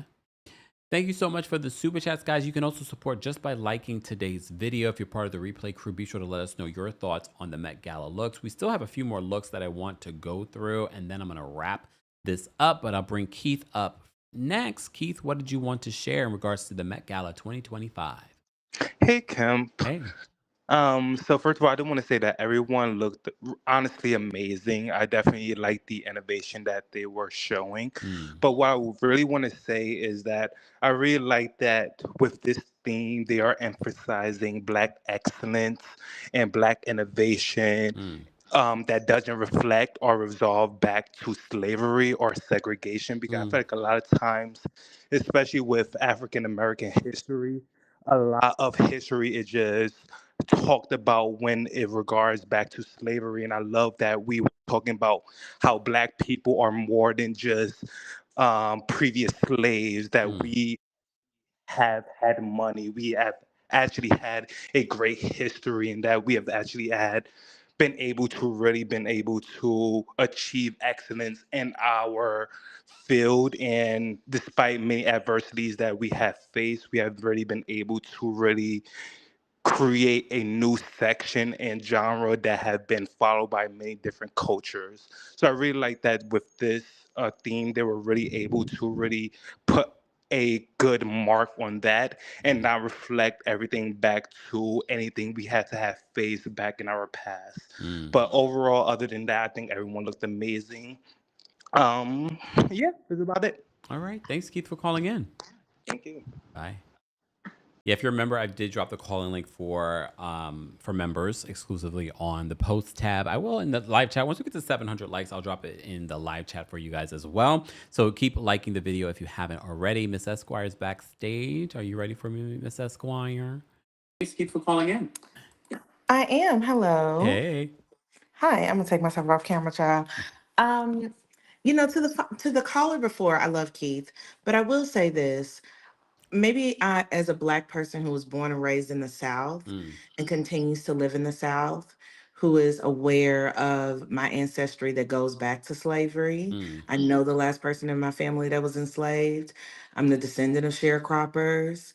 I really wish that we could talk about Black excellence and include slavery in that, mm, because the survival of the worst atrocity that humankind has ever committed is itself Black excellence. mm, And we, as the descendants of the folks who survived chattel slavery, are miracles. mm, And yes, because we are walking miracles, we should adorn ourselves as such. mm, But I don't think the two are necessarily mutually exclusive, I guess I will say. And I mm, just kind of always get a little bit, I think, offended when people want stories outside of slavery, because there was no one way to to experience that. And I wish we could exhume every one of those stories because they're mm. worth teaching. But having said that, you are being far too nice today, and I don't know when your last eye exam was, but you need to call your optometrist, because what do you mean you like Halle Bailey's outfit? She looked wider than all outside in that outfit. And that girl is petite and small. Now, I love you, Kempire, but you're being too nice. So a Virgo has to come in and say the things that need to be said. Janelle Monáe looked like she was a Delta deer going to the convention. I didn't like it. And I know Paul Tazwell is a Oscar-winning costume designer, but there were threads coming off of that suit at a time when we talking about superfine tailoring. So I just listen, I love you so much. But I'm just like, you being nice, you being far too nice, and I need you to bring that tourist spirit on up out of you. I really wanted people to get away from the muted tones. I Mm, realize that's very like early 19th century industrial dandyism, but people forget about the dandyism of the 90s. mm. Like, and that's what I didn't necessarily need to see the zoot suits, although I can't remember the Latin artist who wore the zoot suit, him and the designer, I think it's Mamalu or Oh, Malalu. Maluma? Maluma, oh my gosh. I was Hold like, on. thank goodness somebody gave us a zoot suit worth looking at, baby. That looks good. That looked good. Yeah. That is like took me back to Denzel Washington and Malcolm X. Like, Mm, and I wanted to see more of that. But I'm also like, show me the dandyism of the 90s. Show me the haircuts. Let me see the asymmetrical haircuts. Let me see the tailoring of the 90s. Give mm. me more chestnut coated. You know what I'm saying? No. So I definitely wanted to see more textures, more colors. For the women, I'm like, either you were gonna go super masculine and tailored, or you needed to go Dorothy Dandridge, Jasmine Guy from Harlem Nights, Ostrich Feathers. I loved Lizzo's look because to me it was Della Reese from Harlem Nights. That's all I could see. I didn't think about that. I was like, give me a old nasty ostrich feathered, accented cape over that, and she's in charge of the girls, and the girls ain't coming up short. So, Okay. um, I would say I love Jalen. Did y'all talk about Jalen from the Philadelphia Not Eagles? yet. I still have a ton of photos to go Oh, okay. through. No, it's Sorry, okay. We can talk sorry. about him though. He listen, that man is so 90s fine coded. Like he is so 90s fine. And him and his new wife look so in love and so fine. I could have done without the Kango, but he was giving us 90s dandyism. He's giving us LL Cool J dandyism. I get the references. I'm here for it. Um, I think my most tragic look was honestly Meg the Stallion, because Meg is fine. She's finer than fine. She's drink your bath water fine. We know this. But what would it have given if them curves would have been tailored to perfection? in a Mm. suit. If she would have gone in, it's kind of like I wanted Janelle to run in the opposite direction and give me Mm. high feminine dandyism, Mhm. and I wanted Megan to run in the other direction and give me very masculine, coded, stallion, short hair, androgynous dandyism. Mm. I kind of want, and I don't know why I saw anybody's legs. That's the last thing I'm gonna say. Oh. In a, why am I seeing leotards? What, for real? All them ateliers that you got up in Paris, and your wife got on tights and a leotard. I don't care how many pearls you got on that jacket. Throw it away. Oh. Try again. So, anyway, love you so much. I'm gonna go back to work now. Thanks. Thank you, Miss Esquire. Bye. Bye. Miss Esquire said everything that I didn't need to say. So there you have it. Okay. All right. Before we get to more callers, I want to go run through some more looks. All right. I'm not going to show the looks that we just talked about with Miss Esquire just because she brought them up. So I brought them up already. Jasmine Sullivan was there. I was actually surprised to see Jasmine Sullivan there. I was pleasantly surprised.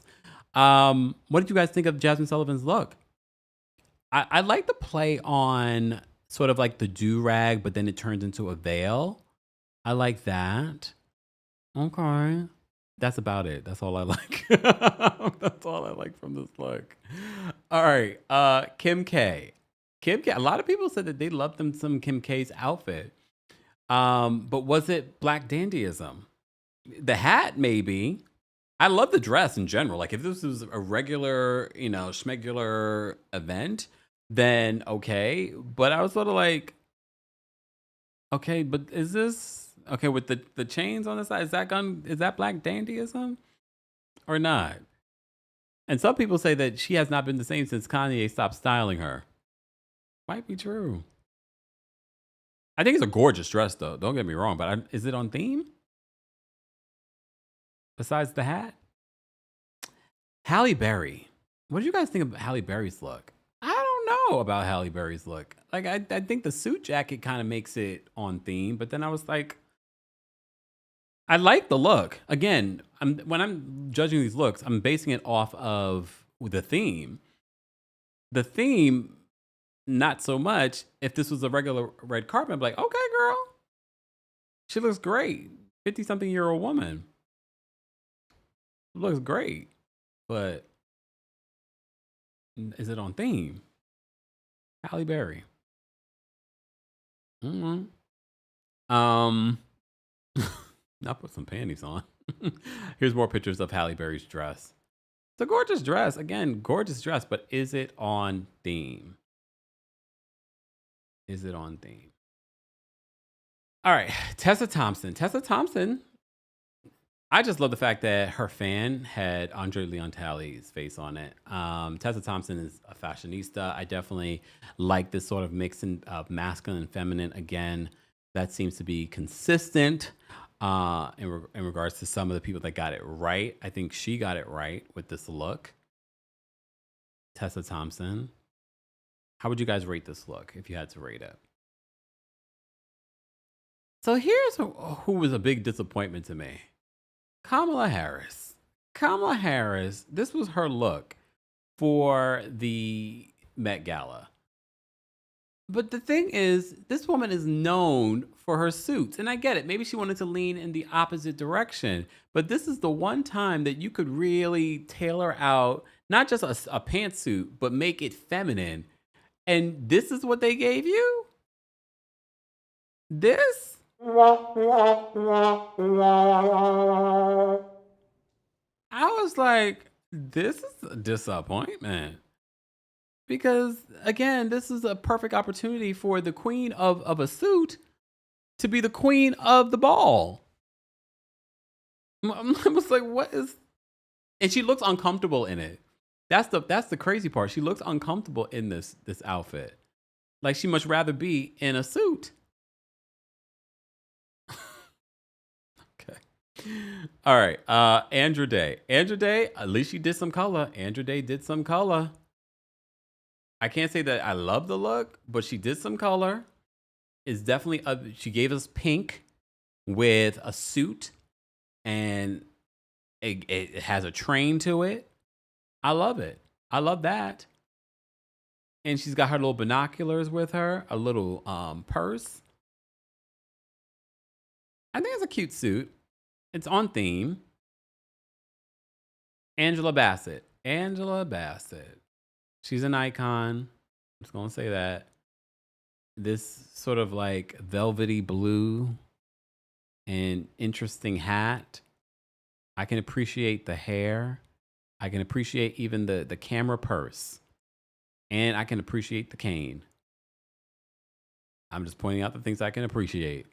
How would you guys rate Angela Bassett's outfit for the Met Gala 2025? I don't know any of these men. I'm sure you guys do, but they were some of the best dressed men there. Okay. I love the guy on the left, the Asian guy with with the big white bow and then the black suit, and then he's got the cross pinned jewelry. I was like, okay, but the guy in the middle, the many layers, the black and the white, the flower on the lapel. I loved it. I need a full body of their looks. But I liked it. I liked it for them. I need to go get me a brooch for my next Kempire After Dark show. I need to get me a brooch for my suit. Something to celebrate Black Dandyism. We're celebrating Black Dandyism until the end of 2025. Okay. Bernice, thank you so much for another super chat. Bernice says, I would have loved to see Tyra and Tyson, maybe Naomi there. Naomi, we talked about, decided not to attend. Andre Leon was missed and would have been proud of this event. Oh yeah, without a doubt. Without a doubt. Keith, thank you so much for another super chat. Keith says, Black people's history is more than slavery. We created inventions, wealth, and a whole movement. I don't want people to think of slavery when they think of our history. We have surpassed that tenfold. The Virgos are Virgoing off. We got Virgos against Virgos, okay? I don't think they're against each other, but you get what I'm saying. The Virgos are Virgoing off. All right. Let me get to some more looks, and then we're going to get to some callers. I've been live for over 2 hours. Did not expect it, but I had so many looks. That's why I'm breezing through some of the looks. All right. Io. I love this look because it was a celebration both of the theme, but also her African culture. I like it. It's different. I love the little bit of leather. I love the design of the dress. I like that it gives her shape. I don't really love necessarily the hair, but I know why she's doing that hair. But at the same time, I'm like, I don't love that on her. I think I probably would have loved more of like something bigger at top. Maybe. But I love this. I love the mixing of the black leather. I think that's leather from what I could tell. Yeah, it looks like leather. And then the leather sleeves drape separately. Okay, I love a little train. Please understand, when I make it to the Met red carpet, there will be a train. Okay? A big one, like Rihanna and Diana Ross's train. Okay? All right. Taraji P. Henson. What did you guys think of Taraji's look? What did you guys think of Taraji's look? I saw a lot of people with grills at the Met Gala this year.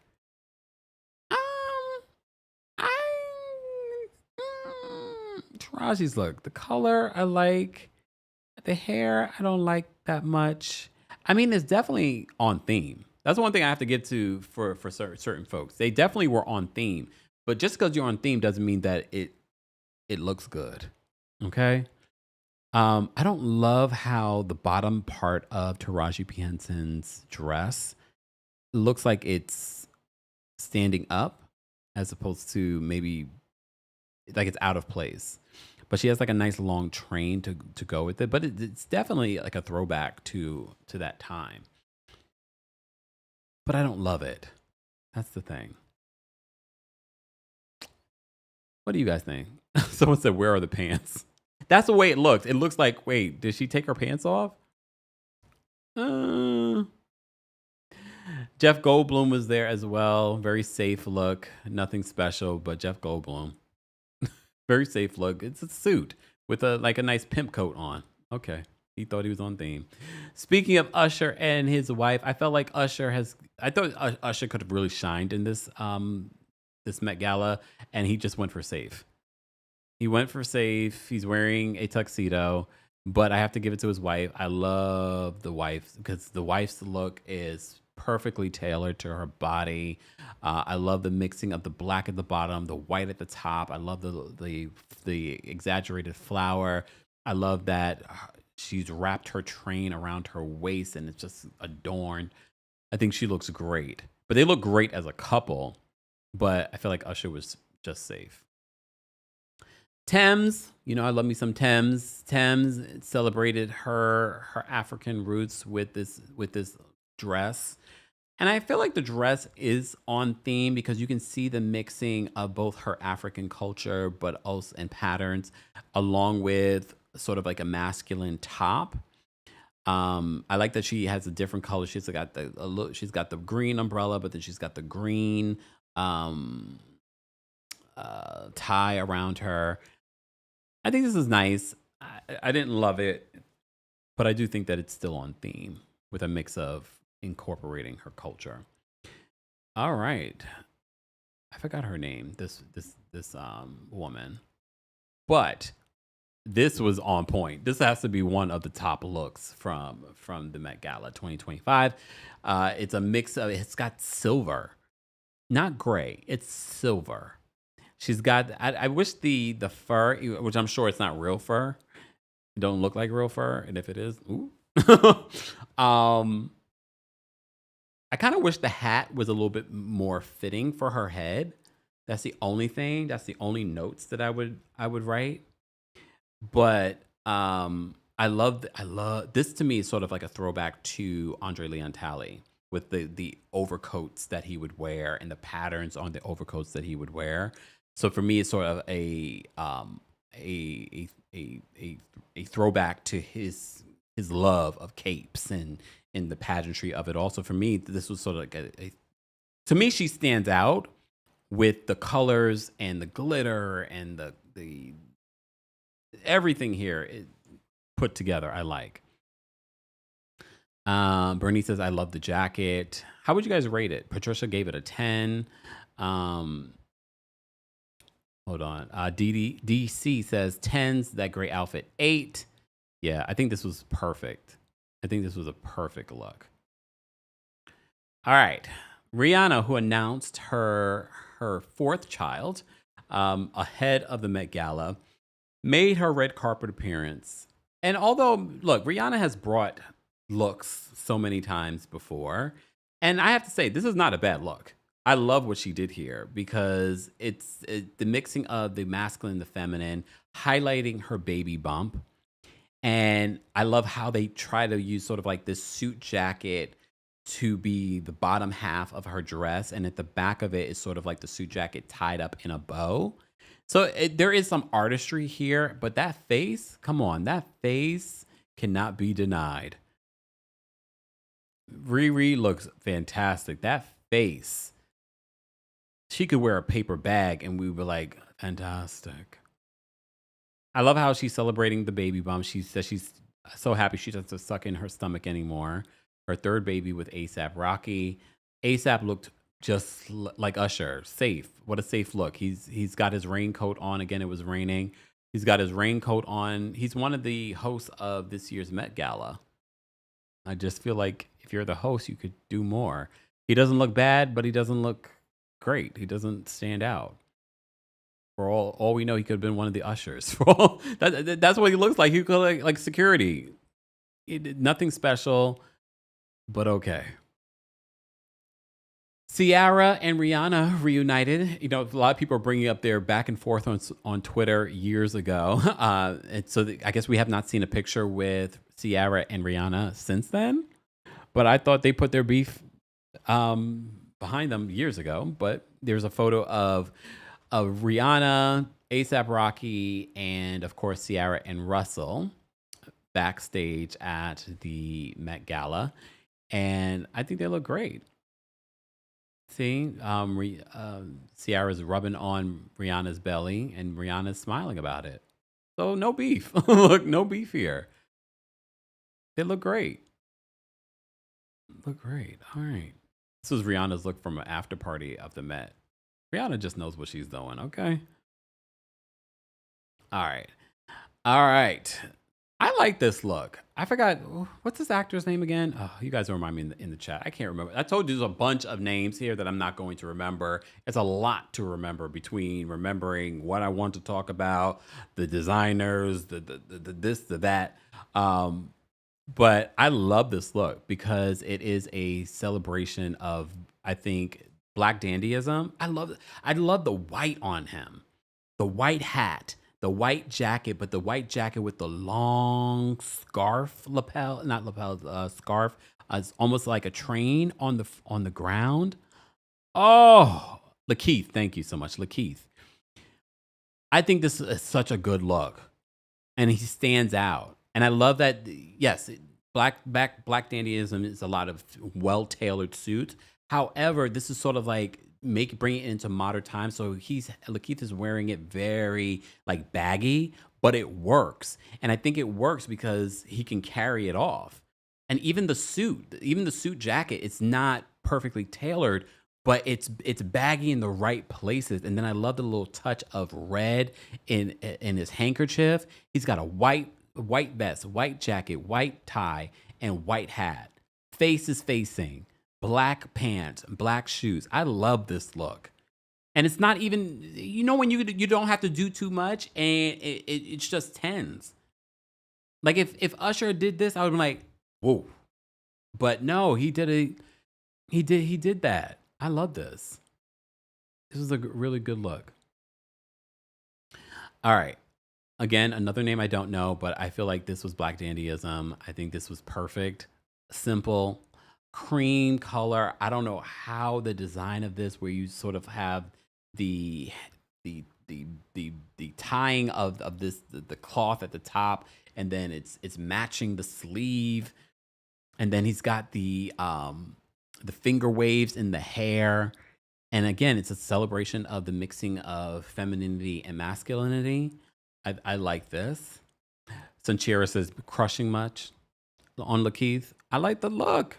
Just saying. I think I was crushing more on, what's his face? I think his look stands out. Like if you saw him, you're like, whoa. I like this little cream going on.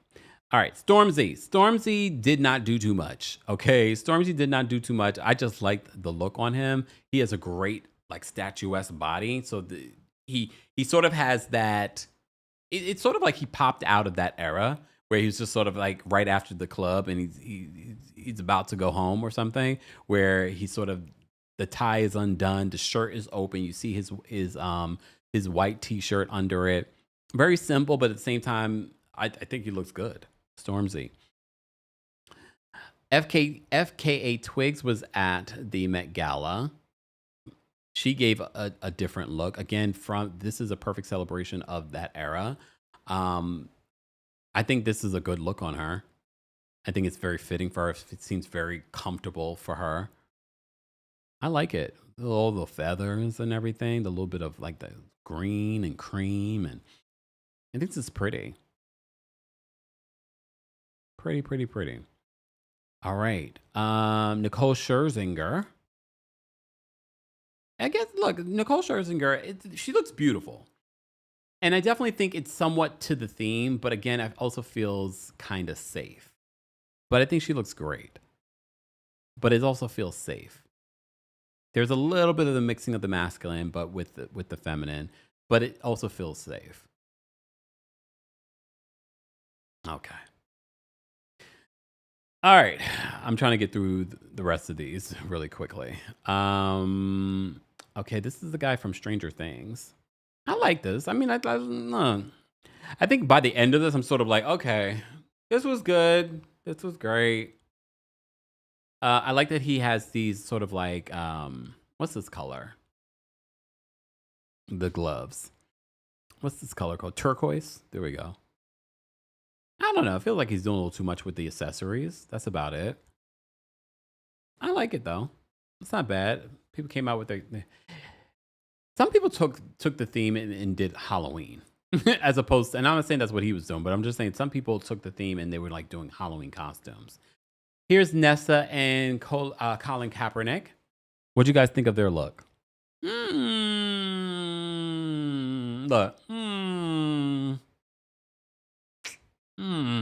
Look. I don't hate it, but I don't love it. I don't know if it's, I mean, I feel like he's on theme. I don't know if she's on theme with the sort of like puffy jacket top part that she's giving. But again, I'm wondering if they did some of this puffy top part because it was raining. I don't know. Look, for me, the fact that these two are still together and going strong, congratulations to them. Aren't they married and have kids together? Okay, hold on. Let me see if I can make this smaller, actually, so that you can see the full outfit. Okay, now the models know what to do. But again, beautiful dress. I'm guessing because you put a bow tie on it, you think you're celebrating Black Dandyism. But again, I feel like this is a beautiful black dress with a beautiful white train. I don't know if this is Black Dandyism, but beautiful. Okay. This is nice. This is Laquan. This is nice. This is the big furry jacket, sort of the mixing. It's well tailored. That's one thing I will give him. It's definitely well tailored, and I love the fact that instead of like a suit jacket, he's got this sort of like what's the description of this material? Like feathery. Oh, there I froze again. Please hold. Oh Lord, that's my cue to get off of here. All right.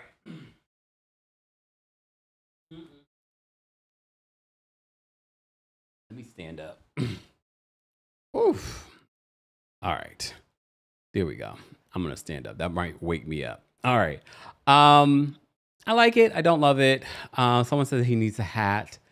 I don't know. There's a lot going on with this jacket. Look, there's a lot going on with this jacket. And behind him, you can see the back of Cardi B's outfit. All right. Before I get to the rest of the callers, we're going to bring up Wendy next. Wendy, what did you want to share in regards to the Met Gala looks? Hey, Kempire, I had to drop out because I had to do an orientation right quick. But I said, ooh, he's still on. That's good. Mm-hmm. I'm very surprised on how good everybody looked. I'm very happy with everybody's look. Cynthia Erivo's, I think she would have looked really better if it wasn't shorts, but if it was like some pants. And I'm very concerned because her hands are abnormally large for her small body. I don't know if you've noticed the pictures, but her hands are huge. But the nails. It's not the nails. I looked at the nails. It wasn't the nails. It looks like it's grown. But anyway, I'm just loving all of the looks. I love all of the looks. I was like, okay, do that. And that's all I wanted to say. Okay. Thanks, Wendy, for calling in. All right. Bye-bye. Bye. Can hands grow beyond a certain point? Just saying. Okay. All right. Shakira. A lot of people said Shakira did not understand the theme at all. Yeah. Shakira, I can't even help you with this one. I can't even see where the theme was. But we like you. You look pretty. Shakira's like, they invited me. I'm going. Madonna was also at the Met Gala last night. Madonna's probably just like, I'm tired. I've done the looks. I've done every Met Gala. Just give me a suit. I'll put the suit on and I'll go, and then I'm going home. Nothing special about Madonna's cream suit. She's a woman of a particular age. She's an icon. Nothing else. I have nothing for Madonna right now. Okay. Shabuzi. First of all, Shabuzi came out of his hotel without the jacket and was taking pictures. But on the Met Gala red carpet, he had like this sort of like short jacket, like a crop top to his outfit. I love this because if you look at the beading here, the turquoise beading that he has here, it's really pretty. He even has some grills too. I love this because it's sort of like a mix again of the masculine and the feminine, which is the theme of Black Dandyism as well. I like this on him. But for me, it was the back. Come on, back. Look at the back. The back has more of that jewelry playing off of the front of the jacket, more in the back. Shabuzi is having a time. Shabuzi, when's your birthday? Shabuzi is a Taurus like all of us. Like some of us, not all of us. I know everyone has comments about Shabuzi is built. Okay. That man is built like a stallion. Okay. Let's just say that. And I love the fact that because there are some people that don't like how, especially for the theme of this year, how some heterosexual men are made to dress a little bit more feminine, but that's the theme that they're playing with. That, and I love the fact that they can feel comfortable enough doing without people criticizing them for leaning in and doing that. It doesn't make them less of a man for leaning in and doing that. I think he looks great. All right. So Shabuzi, I love this look. I think this was a great look. Guys, if you had to rate Shabuzi's look, how would you rate it? I think this was his first Met Gala. Here's Yara Shahidi. Yara Shahidi says, I'd much rather be home reading a book and saving the world than at this fashion situation. Nothing to say about this look at all. I did not like this look. It just felt like she put on something and was like, all right, I'll go. Fine. This is a nice look from the actress on, what is it, Euphoria? So I like this. I like this look. It's decent. It's nothing special, but at least it's on theme. There are a lot of people that were not on theme. Oh, and I showed you Mona Patel already. All right. I've gone through most of the looks. I know, Kempire, you missed this look or you missed that. We've already been here for how many hours? Almost 3 hours we've been here talking about the 2025 Met Gala, which raised over $31 million for the Met Museum and the fashion portion of the museum. So if you want to see more, again, you can see more of the celebration of Black Dandyism and the theme this year at the Met Gala. Pageant Mommy's backstage. We're going to bring Pageant Mommy up next. Pageant Mommy, what did you want to share about the Met Gala 2025? Hey, Kempire. So this is one of our favorite times of year because just looking at at the looks and honestly taking these looks and then putting them into for on stage for my daughter in terms of her when she's competing. And so I love the theme, and I think that for the most part many looked nice. Did they all hit the theme? For me, I'm looking for for folks who are going to take the theme and then elevate that theme. Yes. Right. So you take that theme and then elevate that theme. That's what I'm looking for. That's how we quite literally, have sketches out, and it's a whole process. So I do think I can see those who put the time into it, and then those who just, okay, I don't know what this means, and throw something, you know what I mean? Like, you could definitely tell the difference. Yeah. But I think I of course I want the homage to our folks too, that people that look like us, and I think it's fantastic. I think it was a gloomy day. I wish there were again, in color choices, we understand what the color choices were then, but it's about that elevation and how do you put your interpretation and modernize that, right? Yeah. And so, but I think some looked great and some were no, and others were like, okay, Mary, like, hey, there's something going on at the Met. I mean, I don't go to the Met, to the museum, but yeah, I'll pop in. So that's her, not me. I'm a museum girl anyway. But I just think that great homage to our folks. For those who did their thing, a handful of folks did it. Loved it. For those who showed up, thanks for showing up, and thanks for raising the money for the Met Gala. Did you have a favorite? Yeah, so I'm horrible with names, but the one that had the kind of eggshell suit. It was a woman. She had like this eggshell suit, and I think you said, somebody was like, adding more jewelry or brooch or something would have been best. Do you know what I'm talking about? It was a woman who had a beautiful. It was a beautiful. Haman, I think is who that is. Let me bring that up for those. I have so many pictures here. Let me. I know. I'm so sorry. No. Because I think it's worth showing. Oh wait, here it is. This one. Oh yes, I love that. I absolutely love that. I hear what you're saying about adding a piece, but honestly, I really love that. I think that again, the tailoring was beautiful. Yeah. They hit the nail on the head as it relates to the theme, and they modernize. I think I would absolutely wear that. I was like, not with the tie, because I'm not a tie kind of girl, but I would actually wear that look. You know what I mean? That looks good. I probably would put in a pearl tie, actually. Yeah. Or maybe I would want to be interested to see what it would look without anything there, maybe open. Right. That'd be interesting. But I do think that's beautiful. And the woman that you brought up that really quickly, and you said, oh, at the end, you were like, I think her name is Mona, maybe? I don't know. But you Mona, said, I didn't show her. Mona. Yes. This is perfection. Her hair and makeup. Look at the accessories, the bag, beautifully done. Look, that to me is perfection. That's perfection. And that's another component of it. Like, you have this beautiful look, Kempire. You can put that on, but if your hair and makeup is not tight, and if your shoes are not, like, I'm looking at it all. Your shoes, your earrings. My daughter and I were quite literally just texting back and forth about looks for her. Like, and we're going in, right? So it's like everything has to, in that last one, that was perfection. Everything. Because one thing can throw everything else off. Yes. Like, absolutely throw it off or tie it all together to elevate it. You know what I mean? So it's the difference, and it's that balance. But of course, fashion is art, and it's about your interpretation and how it makes you feel. But since we're critiquing, we're critiquing. That's what the point of this is. So everyone's opinion is going to feel differently. So for those of you that will be a part of the replay crew, like, Kempire, you're wrong. No, how am I wrong? That's my opinion. You could disagree. Just tell me what you like and what you don't like.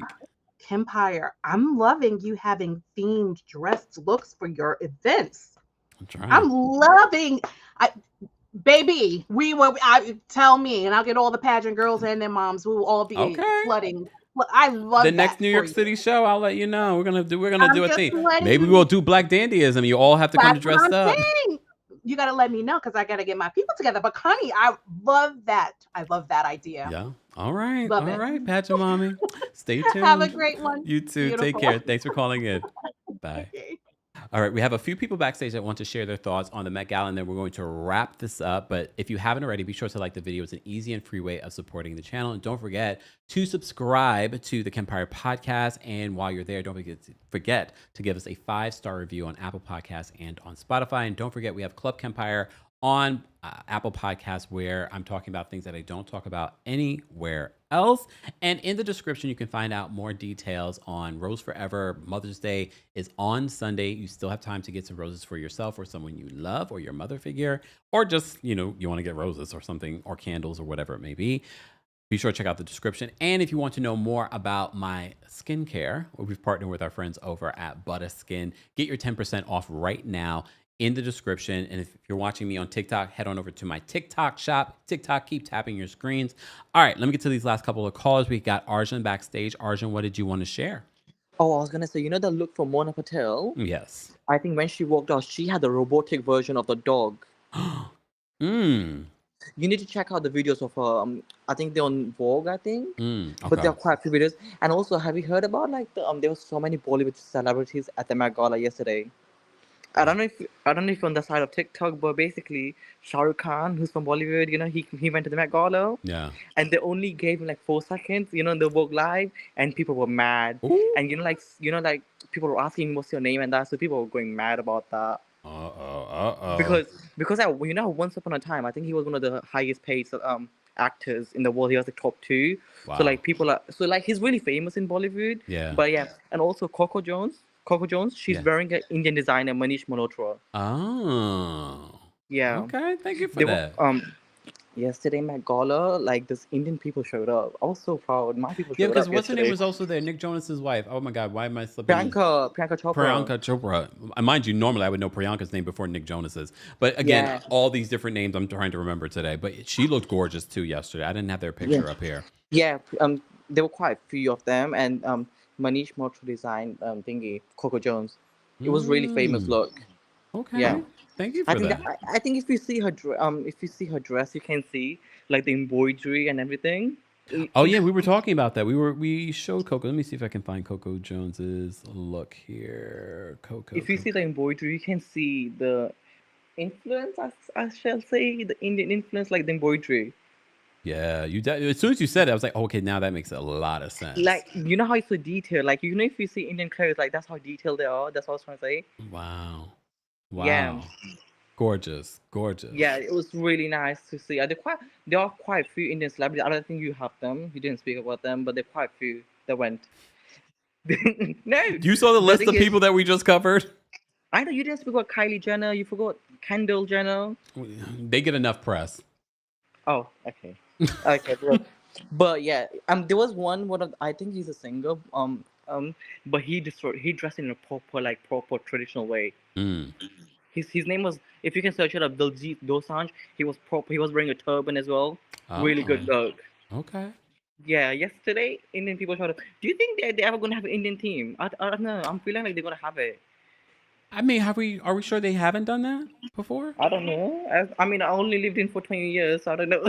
I'm young. Wow. Okay. I wouldn't know. I'm young, so I don't know. But like, yeah, I feel like the way we might have it. But yeah, that's I love the Met Gala yesterday. I think that's the first time I've seen there was no misses. Everyone looked good, no matter if they were on the team or not. I think everyone just came together yesterday. I think everyone just looked good. Yeah. All right. Thanks, Arjun, for calling in. All right. And we did show Kim Kardashian. You got your Kardashian fill. All right. D. Nicole is backstage. We'll bring D. Nicole up next. D. Nicole, what do you want us to share about the Met Gala 2025? Hey, Cam. First, I love me some Tiana Taylor. She came in, that do-rag leading into the train. I was like, well, not only is it just gives her, but it also reminded me of Dr. Facilier from Princess and the Frog. Like, he would have ate down this Met Gala. Like, not in a bad way, but in a good way. Like, if they do a live action Princess and the Frog, something like this needs to be inputted in his costume, period. But I loved her. Yara Shahidi, I was like, girl, go home, babe. You just pack it up. That probably me, though. Like, I'm ready to go. Right.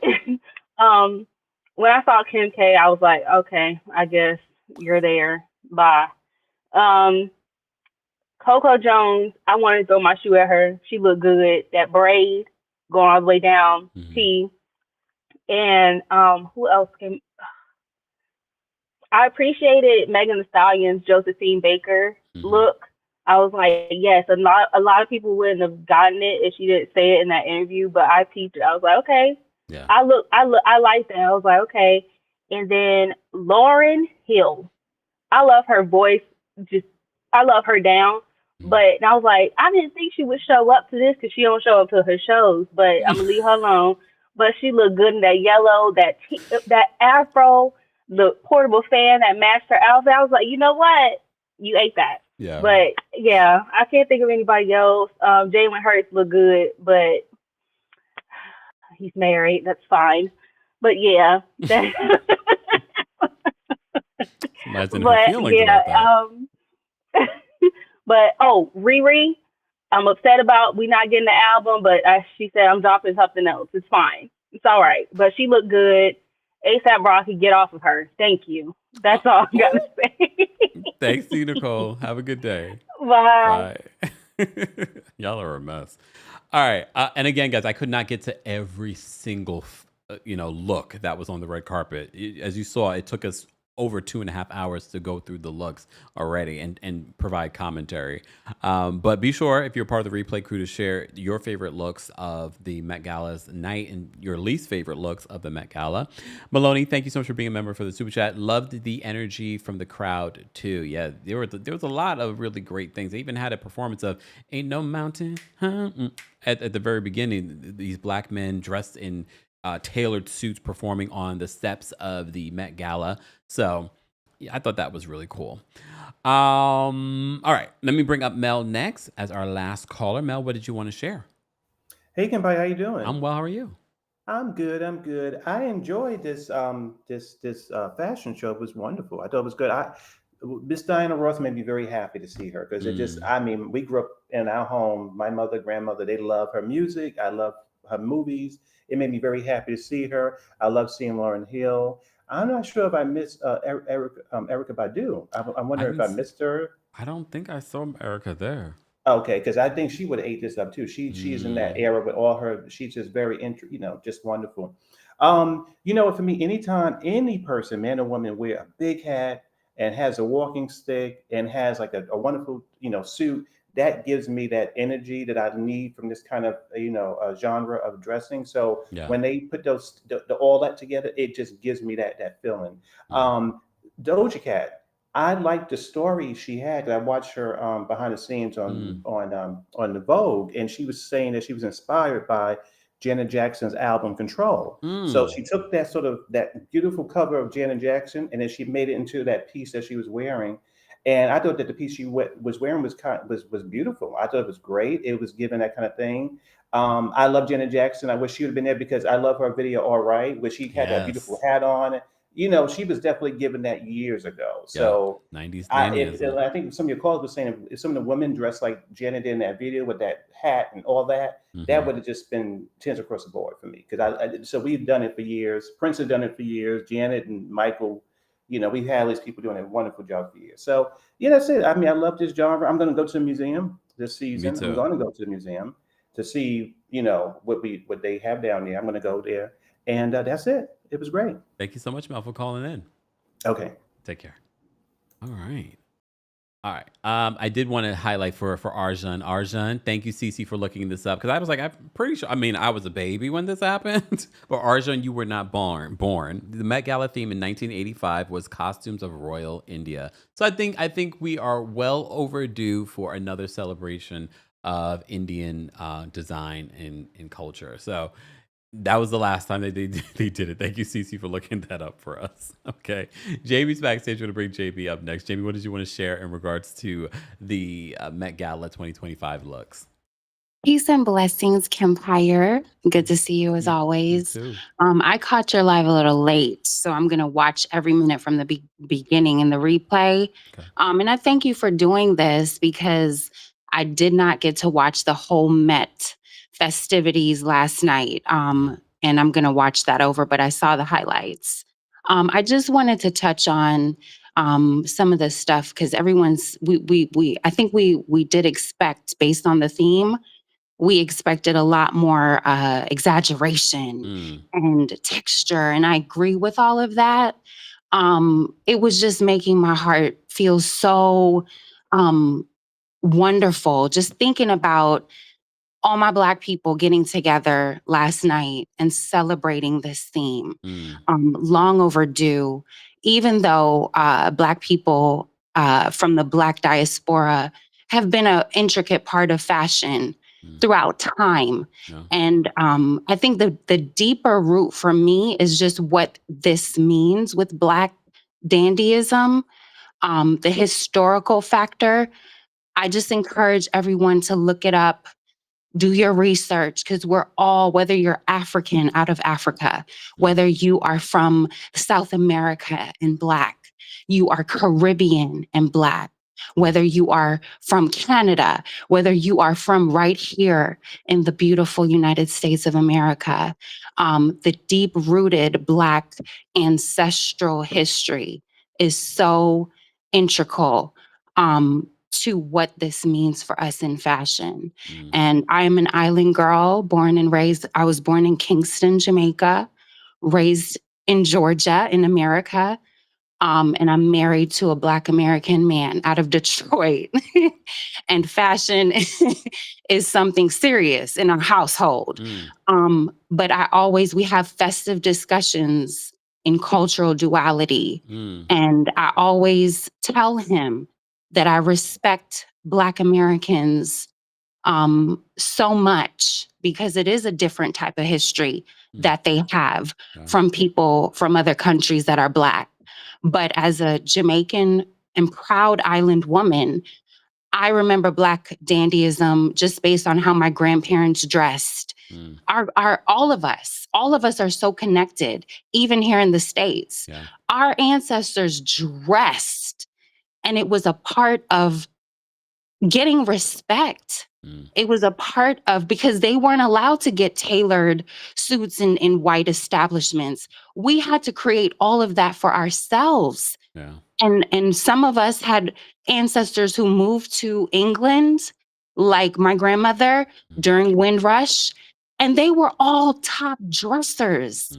So I really, really deeply appreciate this theme on so many levels, because the Black roots, as someone mentioned slavery earlier, it is a part of us. Yeah. They're trying to erase our history as we speak.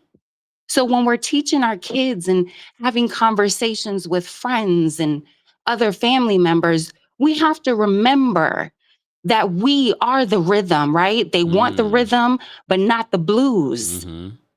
But the blues are a part of our history.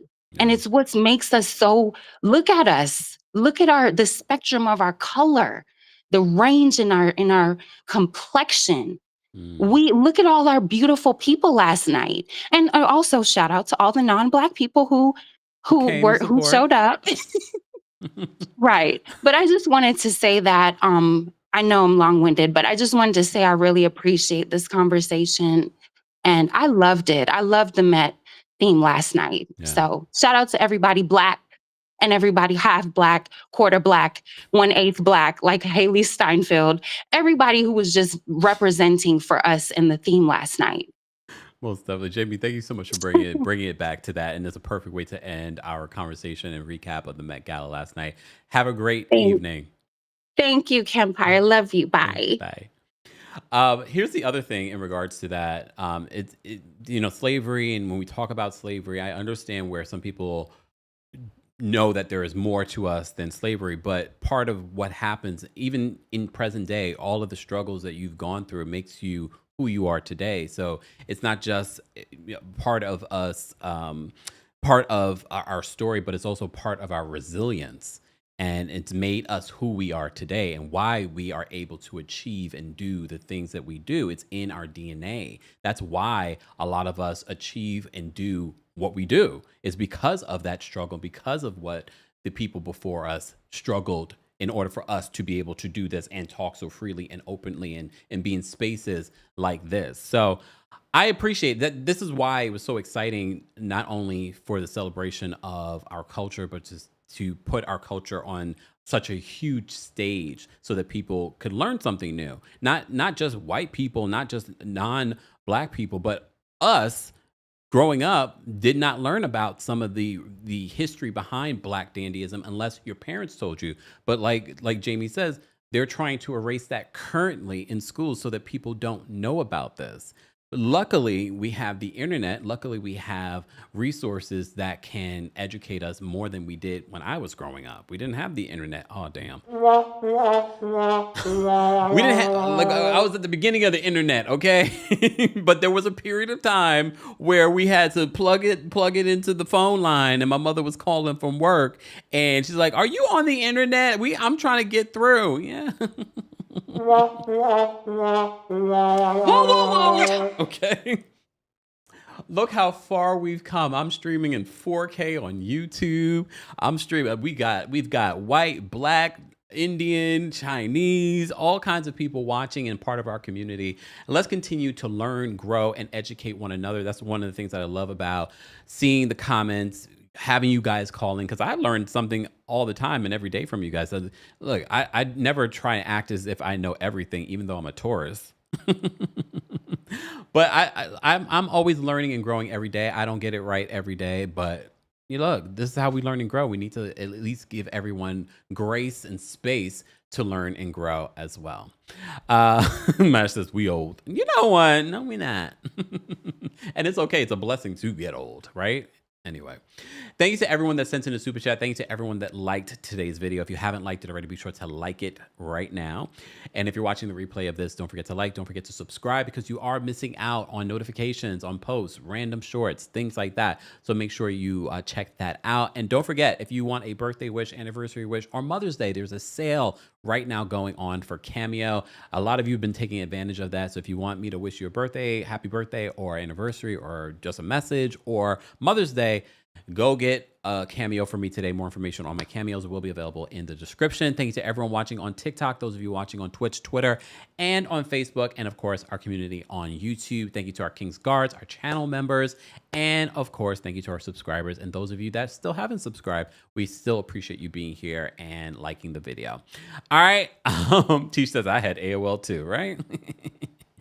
Oh, those were the days. All right, we've come a long way. The internet is interneting now. Okay, I can't even imagine dial-up at this particular. Do people still have dial-up? I'm sure people still have dial-up, right?